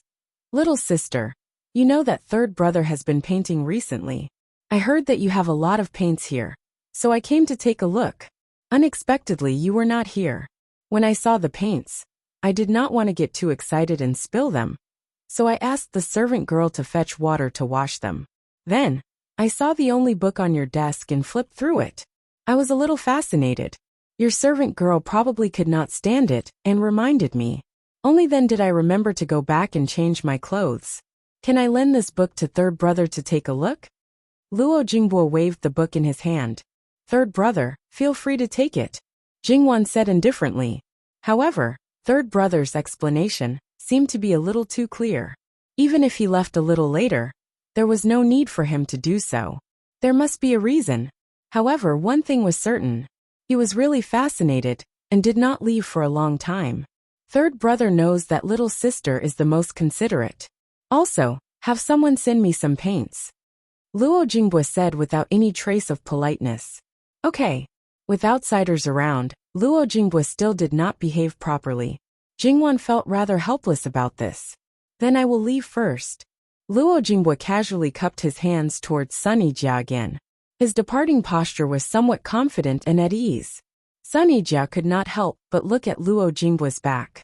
The gongzi that she normally interacted with, whether it was her own brothers or those outside, including the princes other than Jin Qinwang, which one of them was not a gentleman, modest and courteous. Their words and actions were not the least bit good. She was very clear that they were not like this in private. There was no need to talk about Jin Qinwang. He was used to being insolent, and did not put anyone in his eyes. He did not give anyone face. Even the emperor could not do anything about it. However, this gongzi was somewhat different. His words and actions were not the most strict, but it could not be said that he was wrong. However, he was free and easy and casual. His true temperament aside, it was probably that he did not have any conflict of interest with the Sun family. He did not care what impression Sun Yijia had of him. Wan Mimi, he is your blood-related older brother? Jingwan led Sun Yijia into the Begonia elegant residence. In the courtyard, She saw the servants that did not belong to the Luo family. This was probably the reason why Luo Jingbo explained. They came from the lotus pond and walked very slowly. This period of time could not be considered short. However, these people from the Sun family only saw him come out and did not see him go in. It was inevitable that they would think of something. Even if they were blood-related brothers, there were times when they had to pay attention to the precautions between men and women. Luo Jingbo naturally thought of Jingwan. Although he was not in tune, he would definitely not make a mistake when it came to matters that he should pay attention to. Jingwan's attention was not on those servants. Her gaze was somewhat fervently looking at the 1.5-meter tall peony that was full of vitality. The huge celadon flower pot was brand new. It was obvious that it had just been replaced. Sun Yijia saw Jingwan's expression and smiled somewhat proudly. "It's for you. Do you like it? I spent a lot of effort to snatch it from fifth brother." Jingwan looked at it carefully. Not only was this peony in good condition, but it was also the best of the 4 famous flowers, Weizi. In this world, it was definitely a treasure that could only be encountered by chance and not sought. Although Jingwan liked it, she could not accept it. "Jia Mimi, it's too precious. I can't accept it." "What are you saying? If you were someone who didn't know about flowers and trees, I naturally wouldn't give it to you. However, you clearly know more about flowers and trees than my fifth brother. It definitely won't be wasted in your hands. Moreover, in my opinion, having a good sister like you is more precious than anything else. It must be young Master Sun's treasure. How can I? Wan Mimi, just accept it. Don't think too much. My fifth brother has collected all 4 famous peonies. There's also another Weizi that is even better than this one. Otherwise, even if I'm his biological sister, he would never give it to me." Sun Yijia would never tell Jingwan that her brother was preparing to transplant the other Weizi as soon as he returned. He wanted to borrow her hand to give it to Jingwan. She reminded him that if that was really the case, even if she snatched it, it would be too eye-catching. Who didn't know how precious these flowers and trees were to him? That was why Sun Yilin took a step back and settled for the next best thing. Sun Yijia knew that her fifth brother was really serious this time. After all, if one wanted to get flowers and trees from him, it would be fine if they were ordinary flowers. However, if one wanted famous flowers and trees, even the emperor would have to issue an imperial edict to obtain them. Of course, the emperor wouldn't go so far as to do such a thing. It could be imagined that he took the initiative and willingly gave away the best flowers and trees. What better way to prove his sincerity than this? Sun Yijia was going all out for her brother. The usually proud and arrogant Ding General Manor's legitimate daughter had put down her pride and coaxed and pestered Sun Yilin. In addition, she acted coquettishly and almost acted shamelessly. Finally, she got what she wanted and achieved a feat that others couldn't. This also showed the people of Ding General Manor how much Sun Yijia cared about this new friend of hers. Jingwan was still a little hesitant. Sun Yijia made a ruthless move. "Wan Mimi, if you don't want it, I'll immediately have someone burn it." Jingwan looked at Sun Yijia and said helplessly, "How can you be like this?" Sun Yijia raised her chin slightly and snorted. Her expression clearly said, "This is how I am." After deciding to accept it, Jingwan didn't argue. She first did a little treatment, and then directly transplanted it into the courtyard. https://www.bicken.com/11/11807/6652930. HTML. Please click here to report an error. Registration is not required. We will deal with it as soon as possible. After reporting, please wait patiently and refresh the page. Please remember the domain name of this book, www.bicken.com. Bikago mobile reading website, mbicken.com. You're tuning in to the Earbook Haven YouTube channel. Don't forget to subscribe and join us on this journey to catch the most captivating stories.